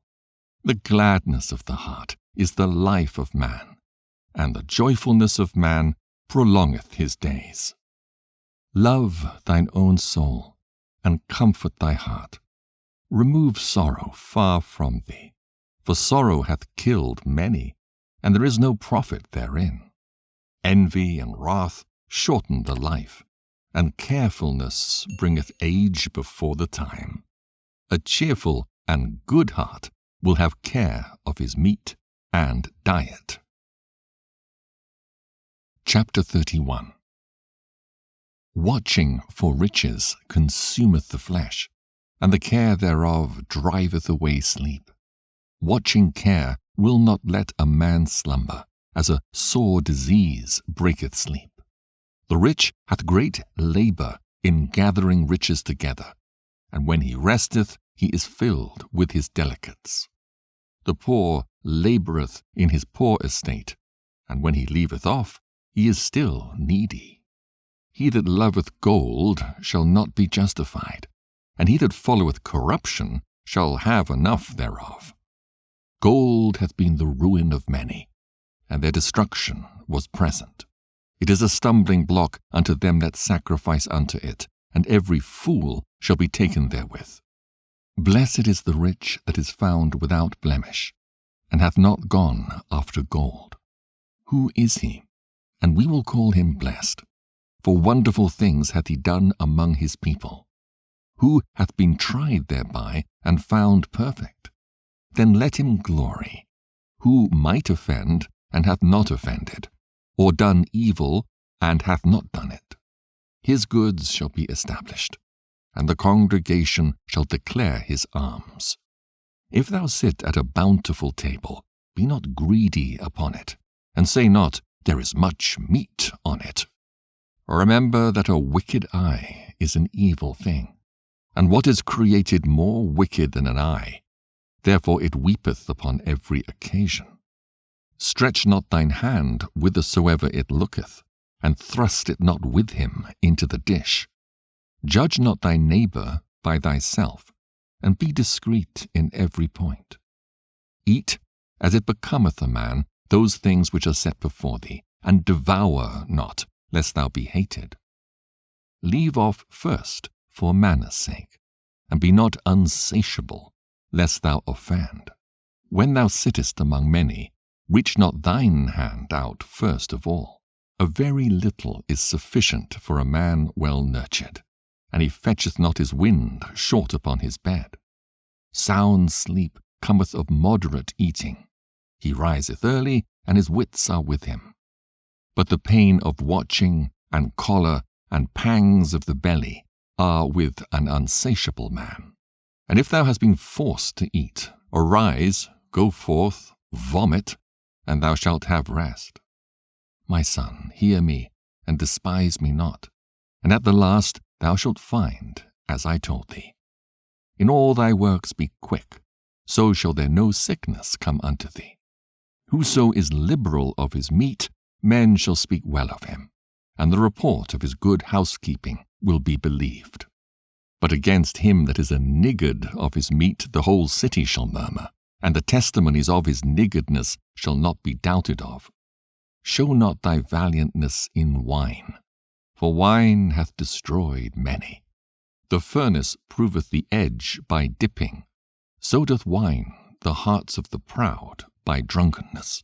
Wine is as good as life to a man, if it be drunk moderately. What life is then to a man that is without wine? For it was made to make men glad. Wine measurably drunk and in season bringeth gladness of the heart and cheerfulness of the mind. But wine drunken with excess maketh bitterness of the mind, with brawling and quarrelling. Drunkenness increaseth the rage of a fool till he offend. It diminisheth strength and maketh wounds. Rebuke not thy neighbor at the wine, and despise him not in his mirth. Give him no despiteful words, and press not upon him with urging him to drink. Chapter 32. If thou be made the master of a feast, lift not thyself up, but be among them as one of the rest. Take diligent care for them, and so sit down. And when thou hast done all thy office, take thy place, that thou mayest be merry with them, and receive a crown for thy well ordering of the feast. Speak, thou that art the elder, for it becometh thee, but with sound judgment, and hinder not music. Pour not out words when there is a musician, and show not forth wisdom out of time. A concert of music in a banquet of wine is as a signet of carbuncle set in gold. As a signet of an emerald set in a work of gold, so is the melody of music with pleasant wine. Speak, young man, if there be need of thee, and yet scarcely when thou art twice asked. Let thy speech be short, comprehending much in few words. Be as one that knoweth, and yet holdeth his tongue. If thou be among great men, make not thyself equal with them. And when ancient men are in place, use not many words. Before the thunder goeth lightning, and before a shamefaced man shall go favor. Rise up betimes, and be not the last, but get thee home without delay. There take thy pastime, and do what thou wilt, but sin not by thy proud speech. And for these things bless him that made thee, and hath replenished thee with his good things. Whoso feareth the Lord will receive his discipline, and they that seek him early shall find favor. He that seeketh the law shall be filled therewith, but the hypocrite will be offended thereat. They that fear the Lord shall find judgment, and shall kindle justice as a light. A sinful man will not be reproved, but findeth an excuse according to his will. A man of counsel will be considerate, but a strange and proud man is not daunted with fear, even when of himself he hath done without counsel. Do nothing without advice, and when thou hast once done, repent not. Go not in a way wherein thou mayest fall, and stumble not among the stones. Be not confident in a plain way, and beware of thine own children. In every good work trust thy own soul, for this is the keeping of the commandments. He that believeth in the Lord taketh heed to the commandment, and he that trusteth in him shall fare never the worse. Chapter 33. There shall no evil happen unto him that feareth the Lord, but in temptation even again he will deliver him. A wise man hateth not the law, but he that is an hypocrite therein is as a ship in a storm. A man of understanding trusteth in the law, and the law is faithful unto him as an oracle. Prepare what to say, and so thou shalt be heard, and bind up instruction, and then make an answer. The heart of the foolish is like a cartwheel, and his thoughts are like a rolling axle tree. A stallion horse is as a mocking friend. He neigheth unto every one that sitteth upon him. Why does one day excel another, when as all the light of every day in the year is of the sun? By the knowledge of the Lord they were distinguished, and he altered seasons and feasts. Some of them hath he made high days, and hallowed them, and some of them hath he made ordinary days. And all men are from the ground, and Adam was created of earth. In much knowledge the Lord hath divided them, and made their ways diverse. Some of them hath he blessed and exalted, and some of them he sanctified and set near himself. But some of them hath he cursed and brought low, and turned out of their places. As the clay is in the potter's hand to fashion it at his pleasure, so man is in the hand of him that made him, to render to them as liketh him best. Good is set against evil, and life against death. So is the godly against the sinner, and the sinner against the godly. So look upon all the works of the Most High, and there are 2 and 2, one against another. I awaked up last of all, as one that gathereth after the grape-gatherers. By the blessing of the Lord I profited, and tread my winepress like a gatherer of grapes. Consider that I labored not for myself only, but for all them that seek learning. Hear me, O ye great men of the people, and hearken with your ears, ye rulers of the congregation. Give not thy son and wife, thy brother and friend, power over thee whilst thou livest, and give not thy goods to another, lest it repent thee, and thou entreat for the same again. As long as thou livest and hast breath in thee, give not thyself over to any. For better it is that thy children should seek to thee, than that thou shouldst stand to their courtesy. In all thy works keep to thyself the preeminence, leave not a stain in thine honor. At the time when thou shalt end thy days and finish thy life, distribute thine inheritance. Fodder, a wand, and burdens are for the ass, and bread, correction, and work for a servant. If thou set thy servant to labor, thou shalt find rest. But if thou let him go idle, he shall seek liberty. A yoke and a collar do bow the neck. So are tortures and torments for an evil servant. Send him to labor, that he be not idle, for idleness teacheth much evil. Set him to work as is fit for him. If he be not obedient, put on more heavy fetters. But be not excessive toward any, and without discretion do nothing. If thou have a servant, let him be unto thee as thyself, because thou hast bought him with a price. If thou have a servant, entreat him as a brother, for thou hast need of him as of thine own soul. If thou entreat him evil, and he run from thee, which way wilt thou go to seek him? Chapter 34. The hopes of a man void of understanding are vain and false, and dreams lift up fools. Whoso regardeth dreams is like him that catcheth at a shadow, and followeth after the wind. The vision of dreams is the resemblance of one thing to another, even as the likeness of a face to a face. Of an unclean thing, what can be cleansed? And from that thing which is false, what truth can come? Divinations and soothsayings and dreams are vain, and the heart fancieth as a woman's heart in travail. If they be not sent from the Most High in thy visitation, set not thy heart upon them. For dreams have deceived many, and they have failed that put their trust in them. The law shall be found perfect without lies, and wisdom is perfection to a faithful mouth. A man that hath travelled knoweth many things, and he that hath much experience will declare wisdom. He that hath no experience knoweth little, but he that hath travelled is full of prudence.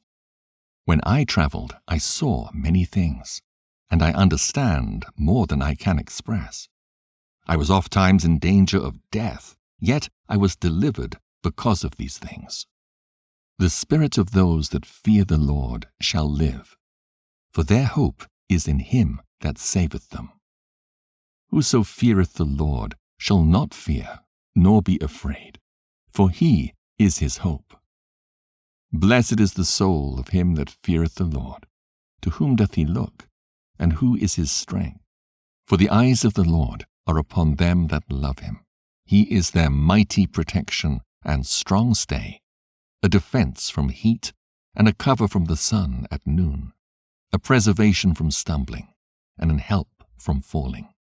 He raiseth up the soul and lighteneth the eyes. He giveth health, life, and blessing. He that sacrificeth of a thing wrongfully gotten, his offering is ridiculous, and the gifts of unjust men are not accepted. The Most High is not pleased with the offerings of the wicked, neither is he pacified for sin by the multitude of sacrifices. Whoso bringeth an offering of the goods of the poor doeth as one that killeth the sun before his father's eyes. The bread of the needy is their life. He that defraudeth them thereof is a man of blood. He that taketh away his neighbour's living slayeth him, and he that defraudeth the labourer of his hire is a bloodshedder. When one buildeth and another pulleth down, what profit have they then but labour? When one prayeth and another curseth, whose voice will the Lord hear? He that washeth himself after the touching of a dead body, if he touch it again, what availeth his washing? So is it with a man that fasteth for his sins, and goeth again and doeth the same. Who will hear his prayer? Or what doth his humbling profit him? Chapter 35. He that keepeth the law bringeth offerings enough, He that taketh heed to the commandment offereth a peace offering. He that requiteth a good turn offereth fine flour, and he that giveth alms sacrificeth praise.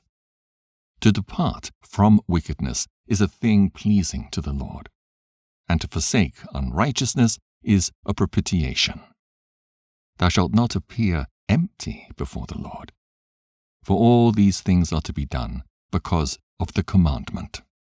The offering of the righteous maketh the altar fat, and the sweet savour thereof is before the Most High. The sacrifice of a just man is acceptable, and the memorial thereof shall never be forgotten. Give the Lord his honour with a good eye, and diminish not the firstfruits of thine hands. In all thy gifts show a cheerful countenance, and dedicate thy tithes with gladness. Give unto the Most High according as he hath enriched thee, and as thou hast gotten, give with a cheerful eye. For the Lord recompenseth, and will give thee 7 times as much. Do not think to corrupt with gifts, for such he will not receive. And trust not to unrighteous sacrifices, for the Lord is judge, and with him is no respect of persons. He will not accept any person against a poor man, but will hear the prayer of the oppressed. He will not despise the supplication of the fatherless, nor the widow when she poureth out her complaint. Do not the tears run down the widow's cheeks? And is not her cry against him that causeth them to fall? He that serveth the Lord shall be accepted with favour, and his prayer shall reach unto the clouds. The prayer of the humble pierceth the clouds, and till it come nigh he will not be comforted, and will not depart, till the Most High shall behold to judge righteously and execute judgment. For the Lord will not be slack, neither will the mighty be patient toward them, till he have smitten in sunder the loins of the unmerciful, and repayeth vengeance to the heathen, till he have taken away the multitude of the proud, and broken the scepter of the unrighteous, till he have rendered to every man according to his deeds, and to the works of men according to their devices, till he have judged the cause of his people, and made them to rejoice in his mercy. Mercy is seasonable in the time of affliction, as clouds of rain in the time of drought. Chapter 36. Have mercy upon us, O Lord God of all, and behold us, and send thy fear upon all the nations that seek not after thee. Lift up thy hand against the strange nations, and let them see thy power. As thou wast sanctified in us before them, so be thou magnified among them before us. And let them know thee as we have known thee, that there is no God but only thou, O God. Show new signs, and make other strange wonders. Glorify thy hand and thy right arm, that they may set forth thy wondrous works. Raise up indignation, and pour out wrath. Take away the adversary, and destroy the enemy. Make the time short. Remember the covenant, and let them declare thy wonderful works. Let him that escapeth be consumed by the rage of the fire, and let them perish that oppress the people. Smite in sunder the heads of the rulers of the heathen that say, There is none other but we.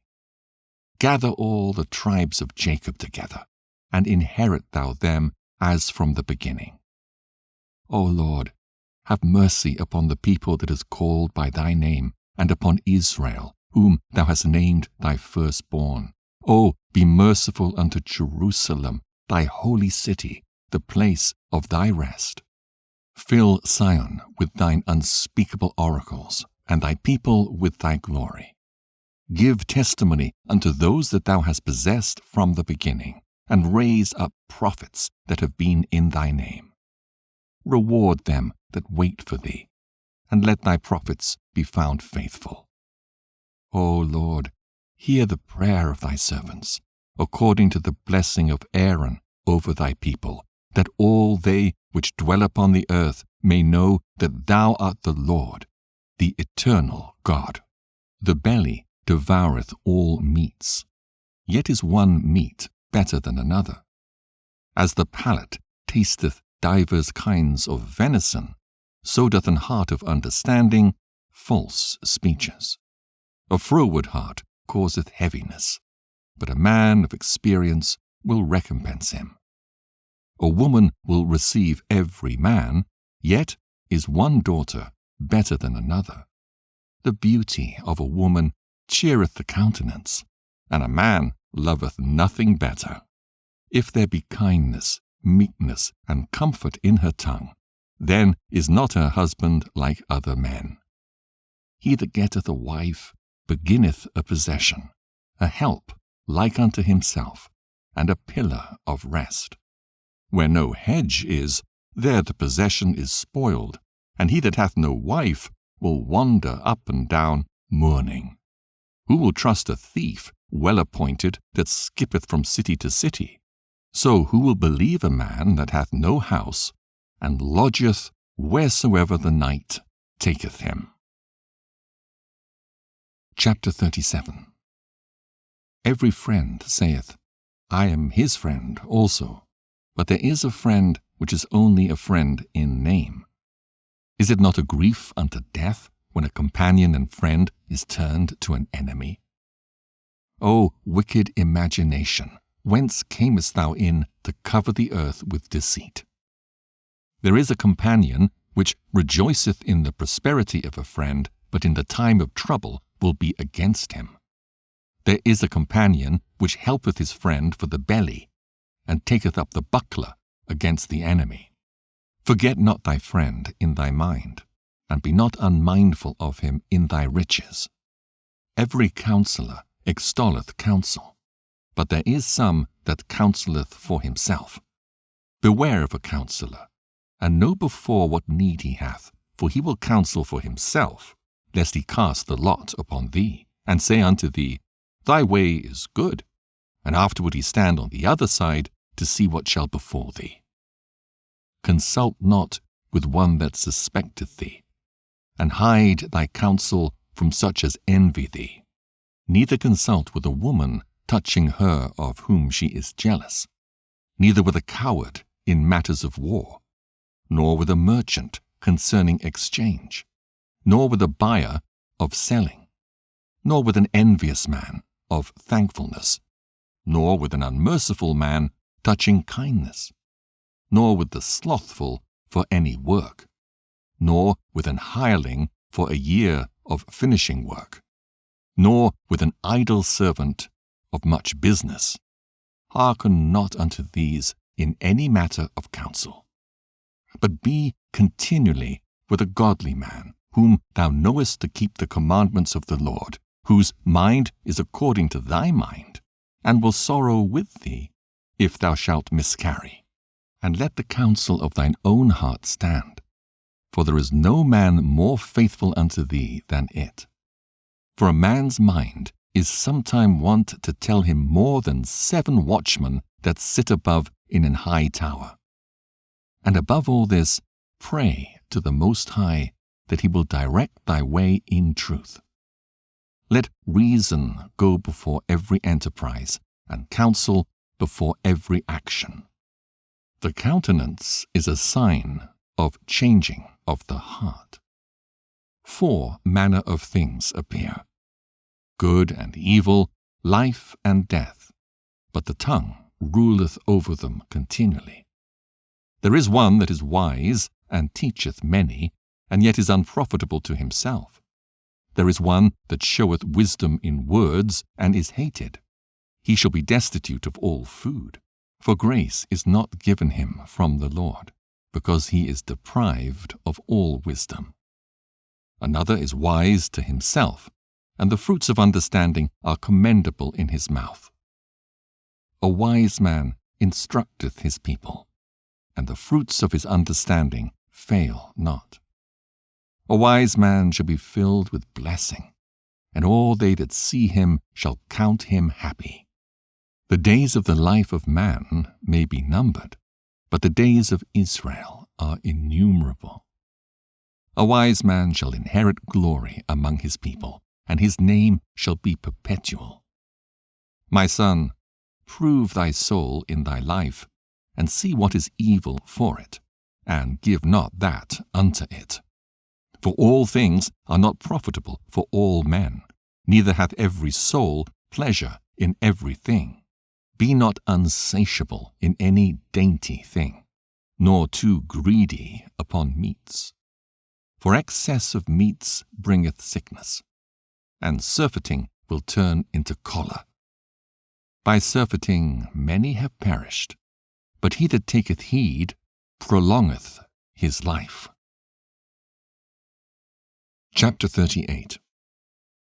Honor a physician with the honor due unto him for the uses which ye may have of him, for the Lord hath created him. For of the Most High cometh healing, and he shall receive honor of the king. The skill of the physician shall lift up his head, and in the sight of great men he shall be in admiration. The Lord hath created medicines out of the earth, and he that is wise will not abhor them. Was not the water made sweet with wood, that the virtue thereof might be known? And he hath given men skill, that he might be honored in his marvelous works. With such doth he heal men, and taketh away their pains. Of such doth the apothecary make a confection, and of his works there is no end, and from him is peace over all the earth.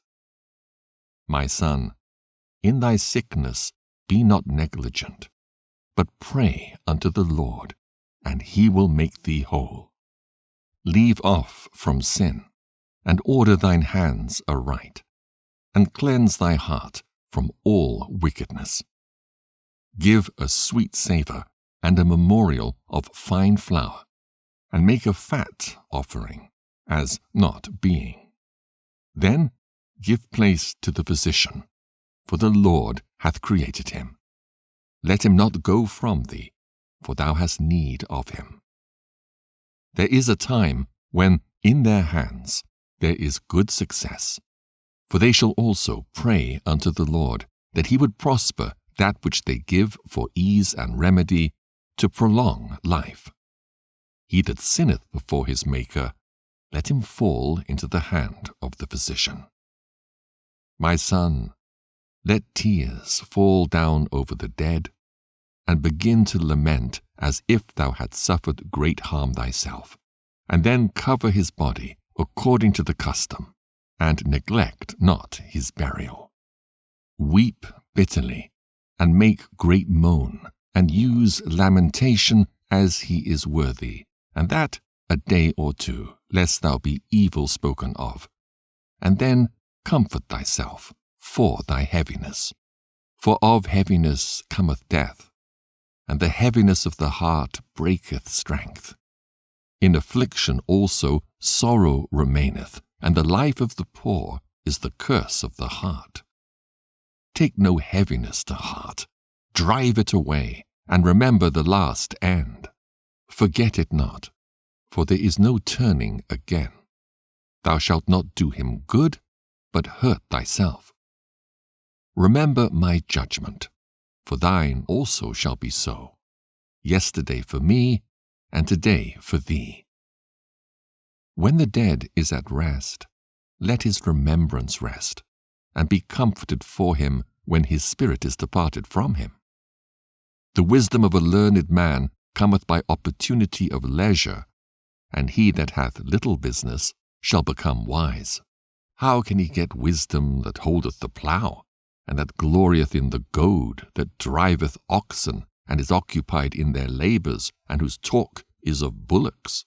He giveth his mind to make furrows, and he is diligent to give the kine fodder.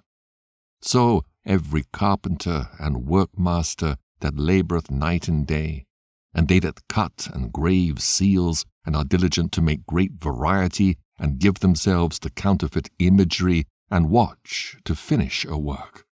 The smith also sitting by the anvil, and considering the ironwork. The vapour of the fire wasteth his flesh, and he fighteth with the heat of the furnace. The noise of the hammer and the anvil is ever in his ears, and his eyes look still upon the pattern of the thing that he maketh. He setteth his mind to finish his work, and watcheth to polish it perfectly. So doth the potter sitting at his work, and turning the wheel about with his feet, who is always carefully set at his work, and maketh all his work by number. He fashioneth the clay with his arm, and boweth down his strength before his feet. He applieth himself to lead it over, and is diligent to clean the furnace. All these trust to their hands, and every one is wise in his work. Without these cannot a city be inhabited, and they shall not dwell where they will, nor go up and down. They shall not be sought for in public council, nor sit high in the congregation. They shall not sit on the judge's seat, nor understand the sentence of judgment. They cannot declare justice and judgment, and they shall not be found where parables are spoken. But they will maintain the state of the world, and all their desire is in the work of their craft. Chapter 39. But he that giveth his mind to the law of the Most High, and is occupied in the meditation thereof, will seek out the wisdom of all the ancient, and be occupied in prophecies. He will keep the sayings of the renowned men, and where subtle parables are, he will be there also. He will seek out the secrets of grave sentences, and be conversant in dark parables. He shall serve among great men, and appear before princes. He will travel through strange countries, for he hath tried the good and the evil among men. He will give his heart to resort early to the Lord that made him, and will pray before the Most High, and will open his mouth in prayer and make supplication for his sins. When the great Lord will, he shall be filled with the spirit of understanding. He shall pour out wise sentences, and give thanks unto the Lord in his prayer. He shall direct his counsel and knowledge, and in his secrets shall he meditate. He shall show forth that which he hath learned, and shall glory in the lore of the covenant of the Lord. Many shall commend his understanding, and so long as the world endureth, it shall not be blotted out. His memorial shall not depart away, and his name shall live from generation to generation. Nations shall show forth his wisdom, and the congregation shall declare his praise. If he die, he shall leave a greater name than 1,000, and if he live, he shall increase it. Yet have I more to say, which I have thought upon, for I am filled as the moon at the full. Hearken unto me, ye holy children, and bud forth as a rose growing by the brook of the field. And give ye a sweet savour as frankincense, and flourish as a lily. Send forth a smell, and sing a song of praise. Bless the Lord in all his works.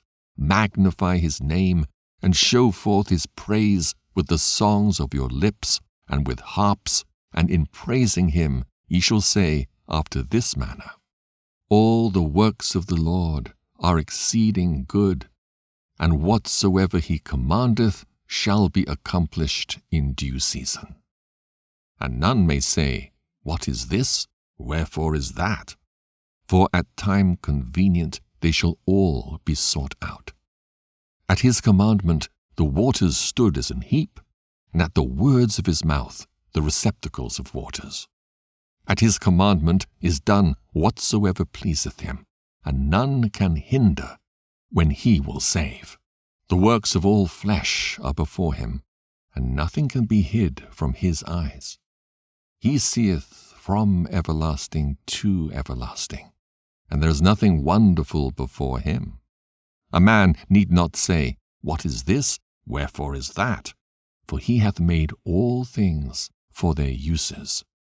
His blessing covered the dry land as a river, and watered it as a flood. As he hath turned the waters into saltness, so shall the heathen inherit his wrath. All his ways are plain unto the holy, so are they stumbling blocks unto the wicked. For the good are good things created from the beginning, so evil things for sinners. The principal things for the whole use of man's life are water, fire, iron, and salt, flour of wheat, honey, milk, and the blood of the grape, and oil, and clothing. All these things are for good to the godly, so to the sinners they are turned into evil. There be spirits that are created for vengeance, which in their fury lay on sore strokes. In the time of destruction they pour out their force, and appease the wrath of him that made them. Fire, and hail, and famine, and death, all these were created for vengeance. Teeth of wild beasts, and scorpions, serpents, and the sword, punishing the wicked to destruction. They shall rejoice in his commandment, and they shall be ready upon earth when need is, and when their time is come, they shall not transgress his word. Therefore from the beginning I was resolved, and thought upon these things, and have left them in writing. All the works of the Lord are good, and he will give every needful thing in due season, so that a man cannot say, this is worse than that, for in time they shall all be well approved. And therefore praise ye the Lord with the whole heart and mouth, and bless the name of the Lord. Chapter 40. Great travail is created for every man, and an heavy yoke is upon the sons of Adam, from the day that they go out of their mother's womb till the day that they return to the mother of all things. Their imagination of things to come and the day of death trouble their thoughts and cause fear of heart. From him that sitteth on a throne of glory unto him that is humbled in earth and ashes.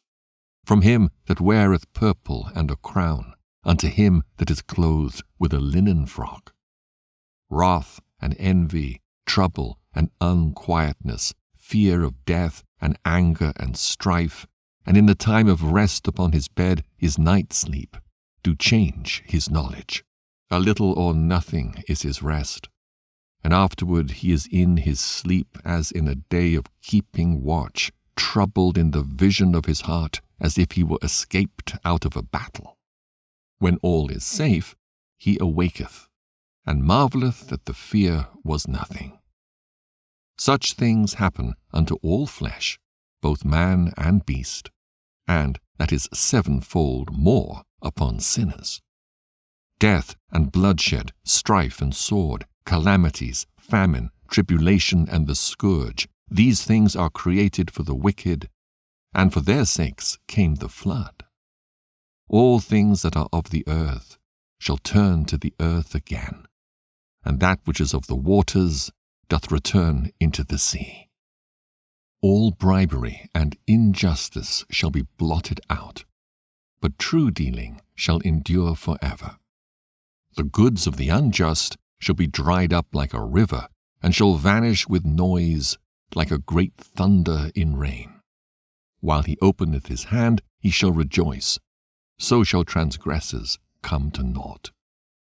The children of the ungodly shall not bring forth many branches, but are as unclean roots upon a hard rock.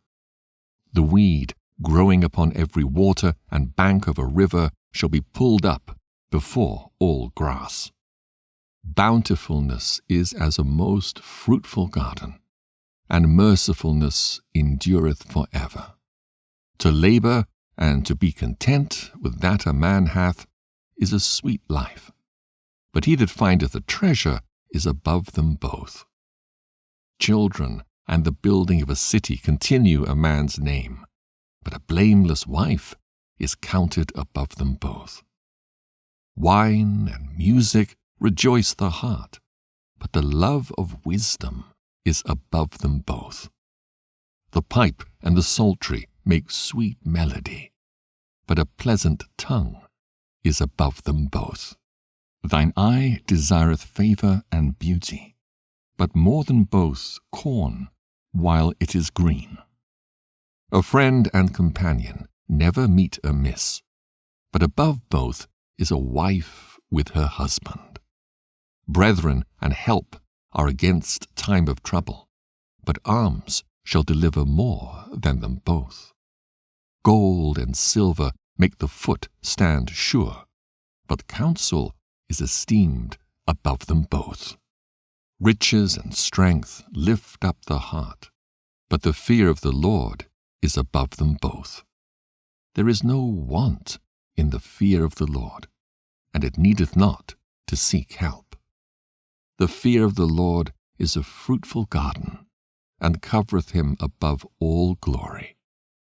My son, lead not a beggar's life, for better it is to die than to beg. The life of him that dependeth on another man's table is not to be counted for a life, for he polluteth himself with other men's meat. But a wise man well nurtured will beware thereof. Begging is sweet in the mouth of the shameless, but in his belly there shall burn a fire. Chapter 41. O death, how bitter is the remembrance of thee to a man that liveth at rest in his possessions, unto a man that hath nothing to vex him, and that hath prosperity in all things, yea, unto him that is yet able to receive meat. O death, acceptable is thy sentence unto the needy, and unto him whose strength faileth, that is now in the last age, and is vexed with all things, and to him that despaireth, and hath lost patience. Fear not the sentence of death. Remember them that have been before thee, and that come after. For this is the sentence of the Lord over all flesh. And why art thou against the pleasure of the Most High? There is no inquisition in the grave, whether thou have lived 10 or 100 or 1,000 years. The children of sinners are abominable children, and they that are conversant in the dwelling of the ungodly. The inheritance of sinners' children shall perish, and their posterity shall have a perpetual reproach. The children will complain of an ungodly father, because they shall be reproached for his sake. Woe be unto you, ungodly men, which have forsaken the law of the Most High God. For if ye increase, it shall be to your destruction. And if ye be born, ye shall be born to a curse. And if ye die, a curse shall be your portion. All that are of the earth shall turn to earth again. So the ungodly shall go from a curse to destruction. The mourning of men is about their bodies, but an ill name of sinners shall be blotted out. Have regard to thy name, for that shall continue with thee above 1,000 great treasures of gold. A good life hath but few days, but a good name endureth forever. My children, keep discipline in peace, for wisdom that is hid and a treasure that is not seen, what profit is in them both? A man that hideth his foolishness is better than a man that hideth his wisdom. Therefore, be shamefaced according to my word, for it is not good to retain all shamefacedness, neither is it altogether approved in everything.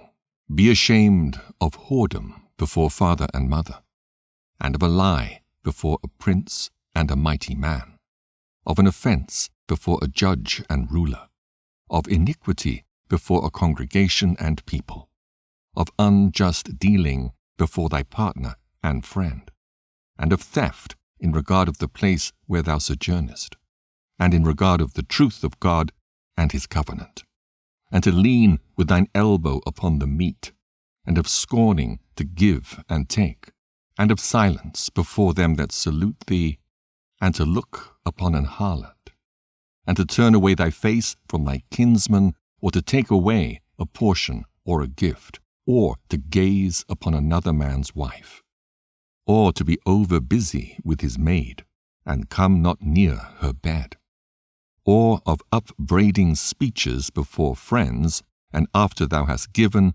upbraid not, or of iterating and speaking again that which thou hast heard, and of revealing of secrets. So shalt thou be truly shamefaced, and find favor before all men. Chapter 42. Of these things be not thou ashamed, and accept no person to sin thereby. Of the law of the Most High and his covenant, and of judgment to justify the ungodly, of reckoning with thy partners and travellers, or of the gift of the heritage of friends, of exactness of balance and weights, or of getting much or little, and of merchants' indifferent selling, of much correction of children, and to make the side of an evil servant to bleed.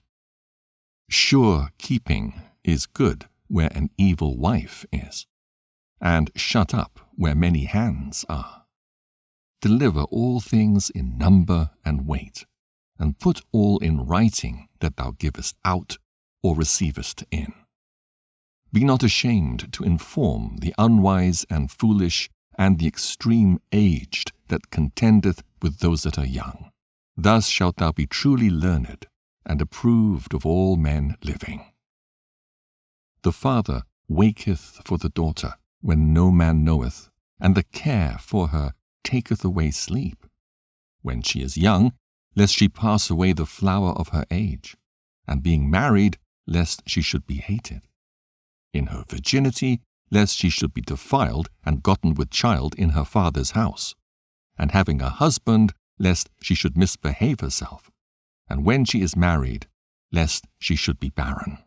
Keep a sure watch over a shameless daughter, lest she make thee a laughingstock to thine enemies, and a byword in the city, and a reproach among the people, and make thee ashamed before the multitude. Behold not everybody's beauty, and sit not in the midst of women. For from garments cometh a moth, and from women wickedness. Better is the churlishness of a man than a courteous woman, a woman, I say, which bringeth shame and reproach. I will now remember the works of the Lord, and declare the things that I have seen. In the words of the Lord are his works. The sun that giveth light looketh upon all things, and the work thereof is full of the glory of the Lord. The Lord hath not given power to the saints to declare all his marvelous works, which the Almighty Lord firmly settled, that whatsoever is might be established for his glory. He seeketh out the deep and the heart, and considereth their crafty devices. For the Lord knoweth all that may be known, and he beholdeth the signs of the world. He declareth the things that are past and for to come, and revealeth the steps of hidden things. No thought escapeth him, neither any word is hidden from him. He hath garnished the excellent works of his wisdom, and he is from everlasting to everlasting. Unto him may nothing be added, neither can he be diminished, and he hath no need of any counselor. Oh, how desirable are all his works, and that a man may see even to a spark. All these things live and remain forever for all uses, and they are all obedient. All things are double one against another, and he hath made nothing imperfect. One thing establisheth the good for another, and who shall be filled with beholding his glory? Chapter 43. The pride of the height, the clear firmament, the beauty of heaven with his glorious show, The sun, when it appeareth, declaring at his rising a marvelous instrument, the work of the Most High. At noon it parcheth the country, and who can abide the burning heat thereof? A man blowing a furnace is in works of heat, but the sun burneth the mountains 3 times more, breathing out fiery vapors and sending forth bright beams. It dimmeth the eyes. Great is the Lord that made it, and at his commandment runneth hastily. He made the moon also to serve in her season for a declaration of times and a sign of the world. From the moon is the sign of feasts, a light that decreaseth in her perfection. The month is called after her name, increasing wonderfully in her changing, being an instrument of the armies above, shining in the firmament of heaven. The beauty of heaven, the glory of the stars, an ornament giving light in the highest places of the Lord. At the commandment of the Holy One, they will stand in their order, and never faint in their watches. Look upon the rainbow, and praise him that made it. Very beautiful it is in the brightness thereof. It compasseth the heaven about with a glorious circle, and the hands of the Most High have bended it. By his commandment he maketh the snow to fall aplace, and sendeth swiftly the lightnings of his judgment. Through this the treasures are opened, and clouds fly forth as fowls. By his great power he maketh the clouds firm, and the hailstones are broken small. At his sight the mountains are shaken, and at his will the south wind bloweth. The noise of the thunder maketh the earth to tremble. So doth the northern storm and the whirlwind. As birds flying he scattereth the snow, and falling down thereof is as the lighting of grasshoppers. The eye marvelleth at the beauty of the whiteness thereof, and the heart is astonished at the raining of it. The hoarfrost also, as salt, he poureth on the earth, and being congealed, it lieth on the top of sharp stakes. When the cold north wind bloweth, and the water is congealed into ice, it abideth upon every gathering together of water, and cloneth the water as with a breastplate. It devoureth the mountains, and burneth the wilderness, and consumeth the grass as fire. A present remedy of all is a mist coming speedily. A dew coming after heat refresheth. By his counsel he appeaseth the deep, and planteth islands therein. They that sail on the sea tell of the danger thereof, and when we hear it with our ears, we marvel thereat. For therein be strange and wondrous works, variety of all kinds of beasts and whales created. By him the end of them hath prosperous success, and by his word all things consist. We may speak much, and yet come short, whereof in some he is all. How shall we be able to magnify him? For he is great above all his works. The Lord is terrible and very great, and marvelous in his power. When ye glorify the Lord, exalt him as much as ye can, for even yet will he far exceed. And when ye exalt him, put forth all your strength, and be not weary, for ye can never go far enough. Who hath seen him, that he might tell us, and who can magnify him as he is? There are yet hid greater things than these be, for we have seen but a few of his works. For the Lord hath made all things, and to the godly hath he given wisdom. Chapter 44. Let us now praise famous men, and our fathers that begat us. The Lord hath wrought great glory by them through his great power from the beginning, such as did bear rule in their kingdoms, men renowned for their power, giving counsel by their understanding and declaring prophecies. Leaders of the people by their counsels, and by their knowledge of learning meet for the people. Wise and eloquent are their instructions.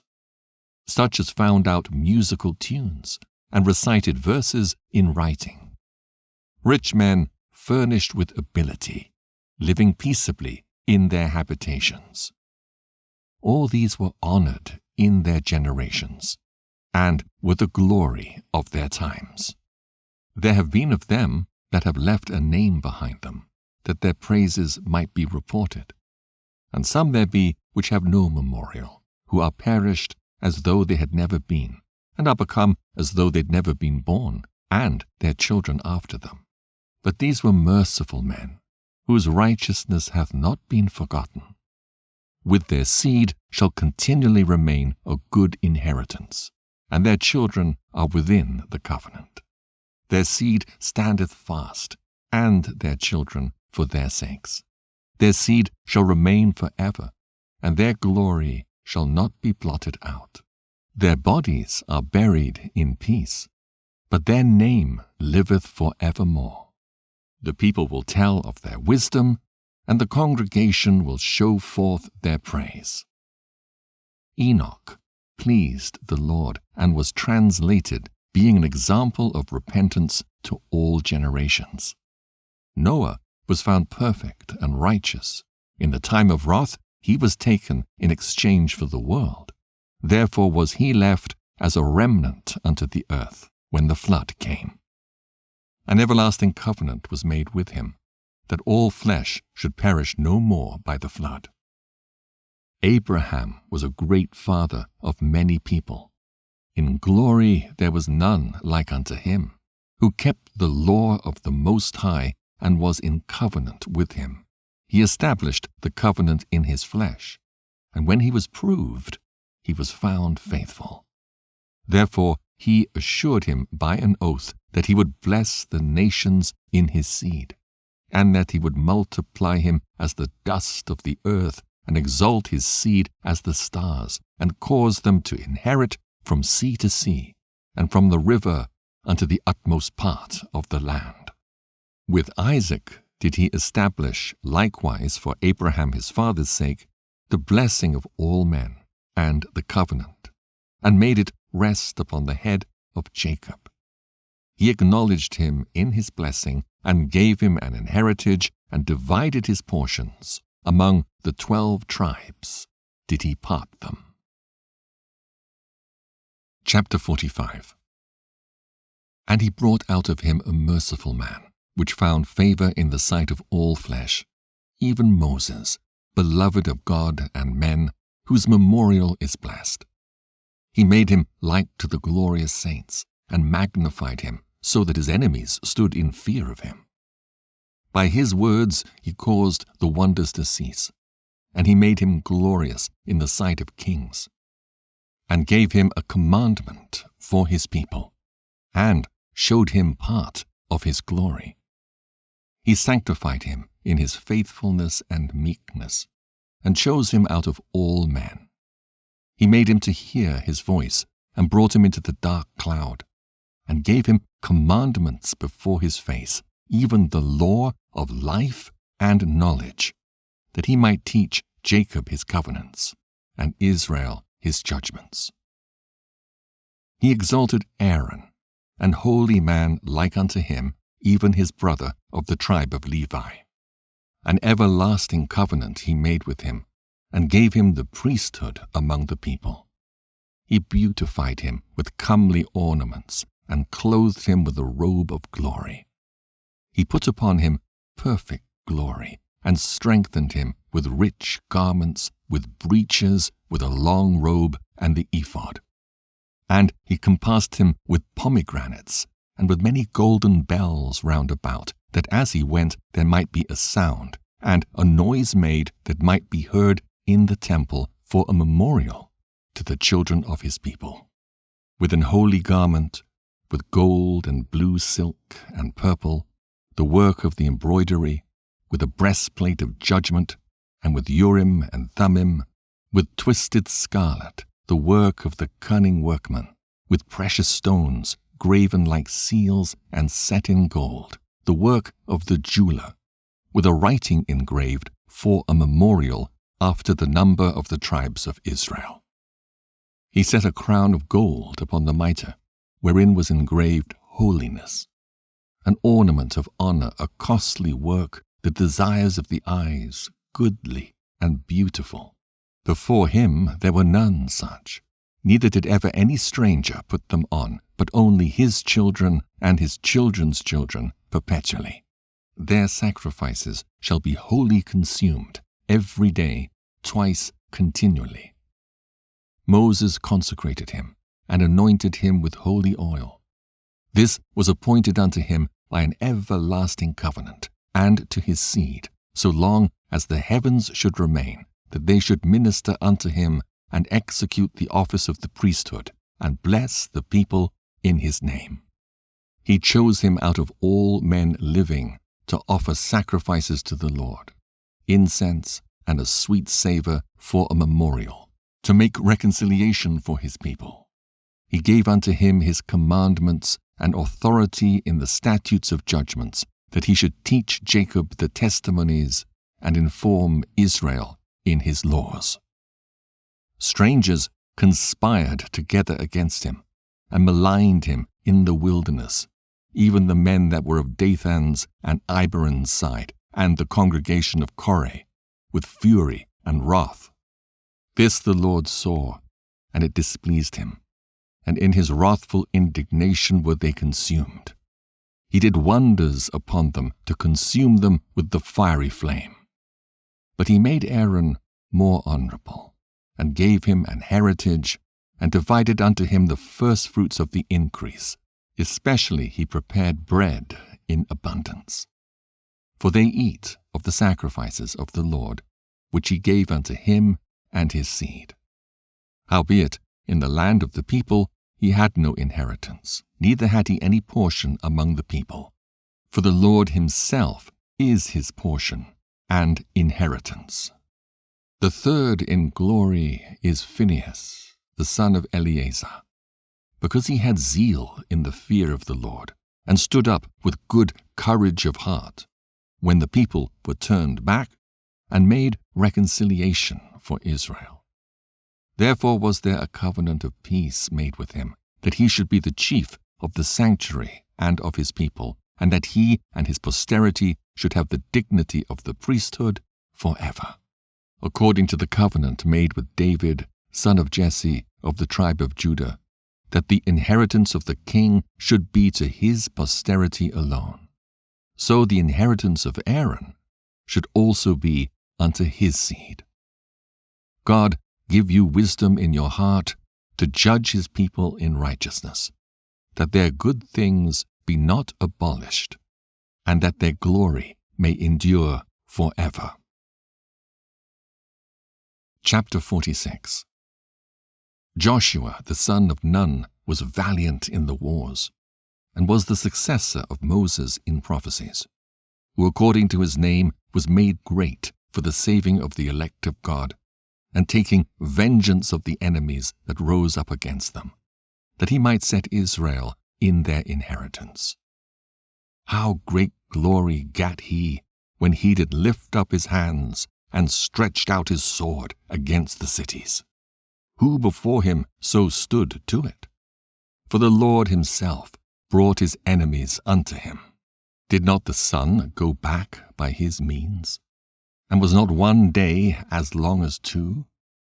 He called upon the Most High Lord when the enemies pressed upon him on every side, and the great Lord heard him.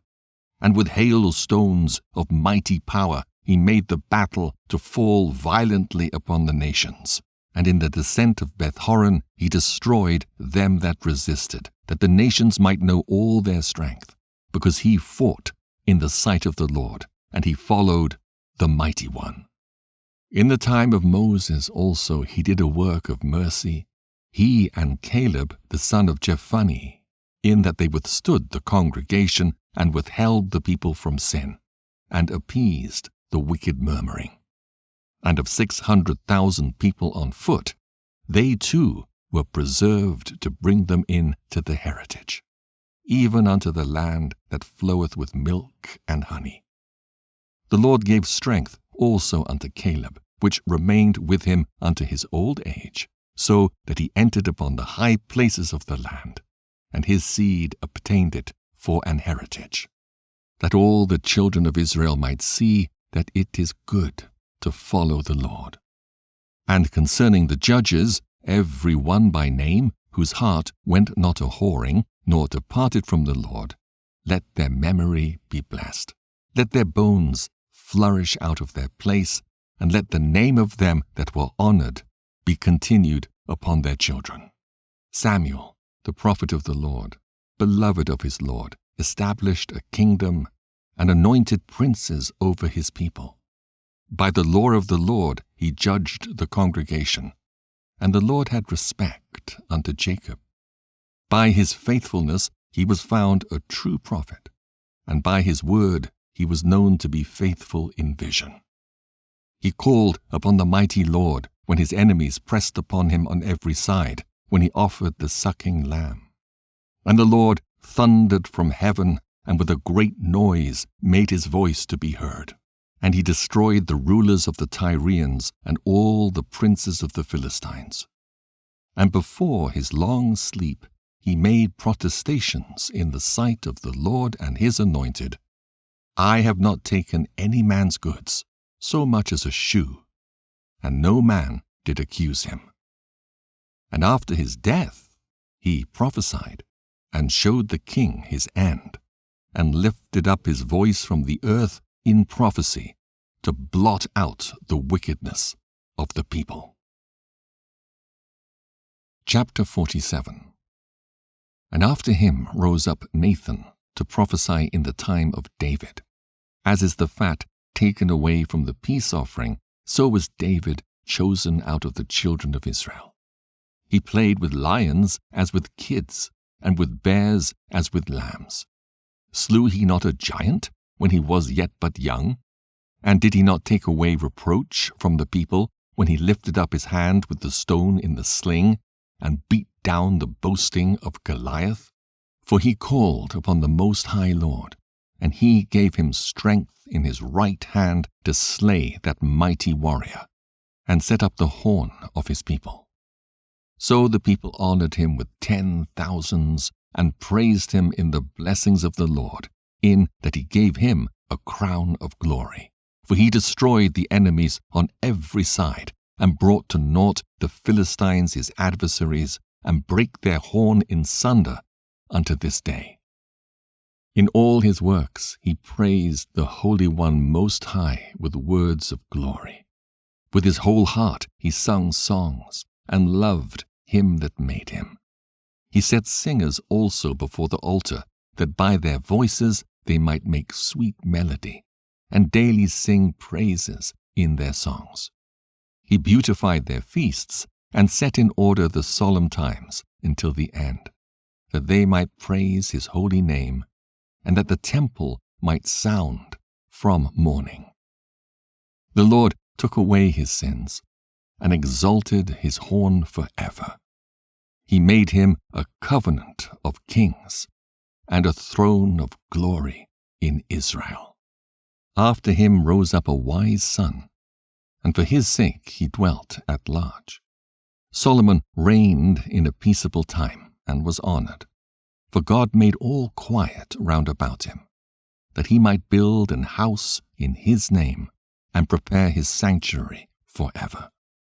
How wise wast thou in thy youth, and as a flood filled with understanding.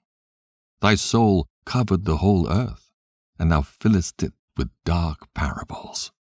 Thy name went far unto the islands, and for thy peace thou wast beloved. The countries marveled at thee for thy songs and proverbs and parables and interpretations.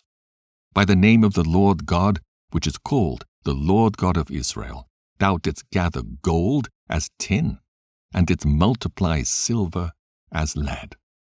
Thou didst bow thy loins unto women, and by thy body thou wast brought into subjection.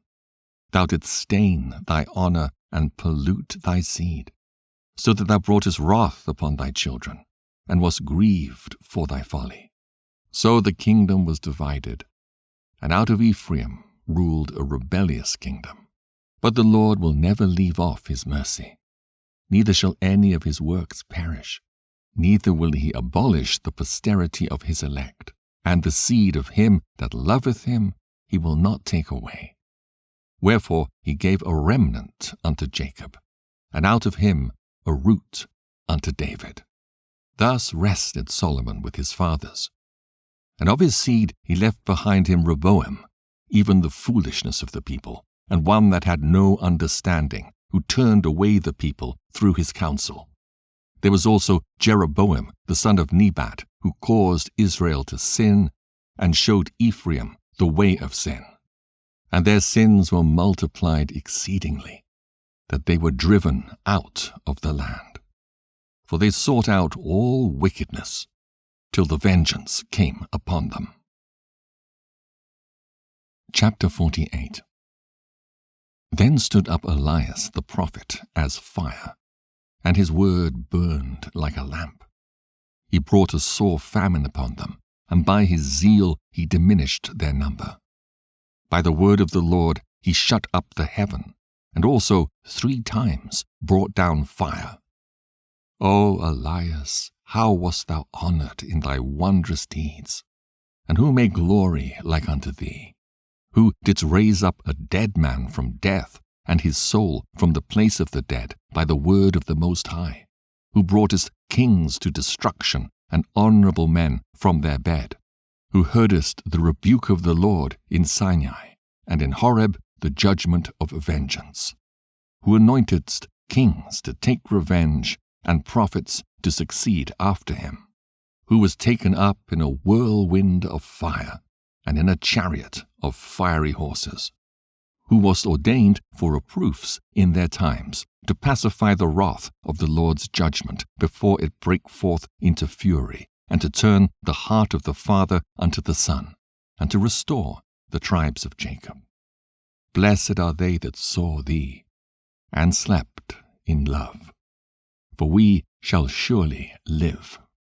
Elias it was who was covered with a whirlwind, and Eliseus was filled with his spirit. Whilst he lived, he was not moved with the presence of any prince, neither could any bring him into subjection. No word could overcome him, and after his death, his body prophesied.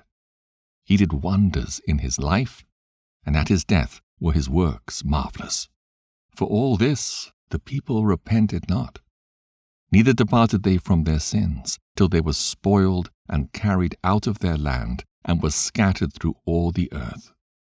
Yet there remained a small people, and a ruler in the house of David, of whom some did that which was pleasing to God, and some multiplied sins.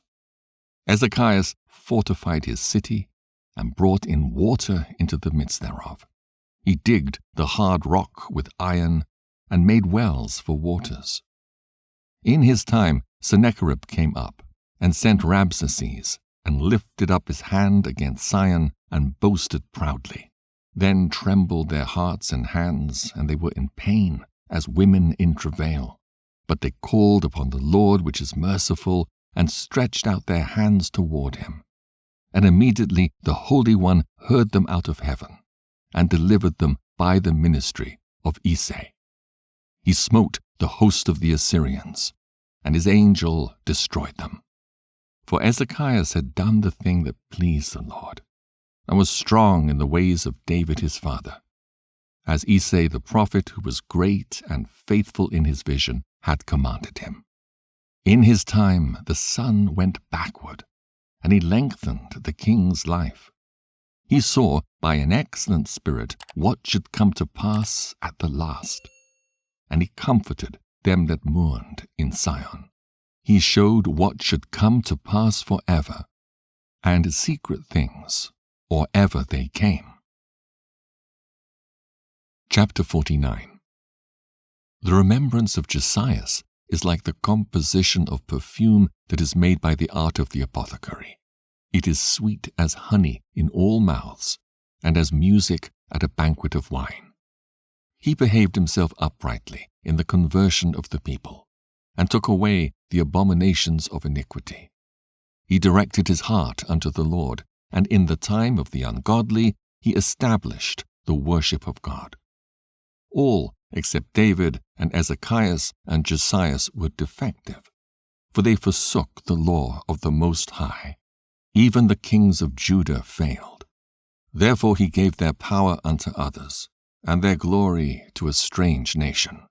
They burnt the chosen city of the sanctuary, and made the streets desolate, according to the prophecy of Jeremiah. For they entreated him evil, who nevertheless was a prophet, sanctified in his mother's womb, that he might root out and afflict and destroy, and that he might build up also and plant. It was Ezekiel who saw the glorious vision which was showed him upon the chariot of the cherubims. For he made mention of the enemies under the figure of the rain, and directed them that went right. And of the 12 prophets, let the memorial be blessed, and let their bones flourish again out of their place. For they comforted Jacob, and delivered them by assured hope. How shall we magnify Zerubbabel? For he was as a signet upon the right hand. So was Jesus the son of Josedech, who in their time builded the house and set up an holy temple to the Lord, which was prepared for everlasting glory. And among the elect was Nehemiah, whose renown is great, who raised up for us the walls that were fallen, and set up the gates and the bars, and raised up our ruins again. But upon the earth was no man created like Enoch, for he was taken from the earth. Neither was there a young man born like Joseph, a governor of his brethren, a stay of the people, whose bones were regarded of the Lord. Shem and Seth were in great honor among men, and so was Adam above every living thing in creation. Chapter 50. Simon, the high priest, the son of Onias, who in his life repaired the house again, and in his days fortified the temple. And by him was built from the foundation the double height, the high fortress of the wall about the temple. In his days the cistern to receive water, being in compass as the sea, was covered with plates of brass. He took care of the temple, that it should not fall, and fortified the city against besieging. How was he honored in the midst of the people in his coming out of the sanctuary! He was as the morning star in the midst of a cloud, and as the moon at the full, as the sun shining upon the temple of the Most High, and as the rainbow giving light in the bright clouds, and as the flower of roses in the spring of the year, as lilies by the rivers of waters, and as the branches of the frankincense tree in the time of summer, as fire and incense in the censer, and as a vessel of beaten gold set with all manner of precious stones, and as a fair olive tree budding forth fruit, and as a cypress tree which groweth up to the clouds. When he put on the robe of honor and was clothed with the perfection of glory, when he went up to the holy altar, he made the garment of holiness honorable. When he took the portions out of the priest's hands, he himself stood by the hearth of the altar, compassed about as a young cedar in Libanus, and as palm trees compassed they him round about. So were all the sons of Aaron in their glory, and the oblations of the Lord in their hands before all the congregation of Israel. And finishing the service at the altar, that he might adorn the offering of the Most High Almighty, he stretched out his hand to the cup, and poured of the blood of the grape. He poured out at the foot of the altar a sweet-smelling savour unto the Most High King of all. Then shouted the sons of Aaron, and sounded the silver trumpets, and made a great noise to be heard, for a remembrance before the Most High. Then all the people together hasted, and fell down to the earth upon their faces to worship their Lord God Almighty, the Most High. The singers also sang praises with their voices, with great variety of sounds was there made sweet melody. And the people besought the Lord, the Most High, by prayer before him that is merciful, till the solemnity of the Lord was ended, and they had finished his service. Then he went down and lifted up his hands over the whole congregation of the children of Israel, to give the blessing of the Lord with his lips, and to rejoice in his name. And they bowed themselves down to worship the second time, that they might receive a blessing from the Most High. Now therefore, bless ye the God of all, which only doeth wondrous things everywhere, which exalteth our days from the womb, and dealeth with us according to his mercy. He grants us joyfulness of heart, and that peace may be in our days in Israel forever, that he would confirm his mercy with us, and deliver us at his time. There be two manner of nations which my heart abhorreth, and the third is no nation. They that sit upon the mountain of Samaria, and they that dwell among the Philistines, and that foolish people that dwell in Shechem. Jesus, the son of Sirach of Jerusalem, hath written in this book the instruction of understanding and knowledge, who out of his heart poureth forth wisdom. Blessed is he that shall be exercised in these things, and he that layeth them up in his heart shall become wise. For if he do them, he shall be strong to all things. For the light of the Lord leadeth him, who giveth wisdom to the godly. Blessed be the name of the Lord forever. Amen. Amen. Chapter 51. A prayer of Jesus the son of Sirach. I will thank thee, O Lord and King, and praise thee, O God my Saviour. I do give praise unto thy name.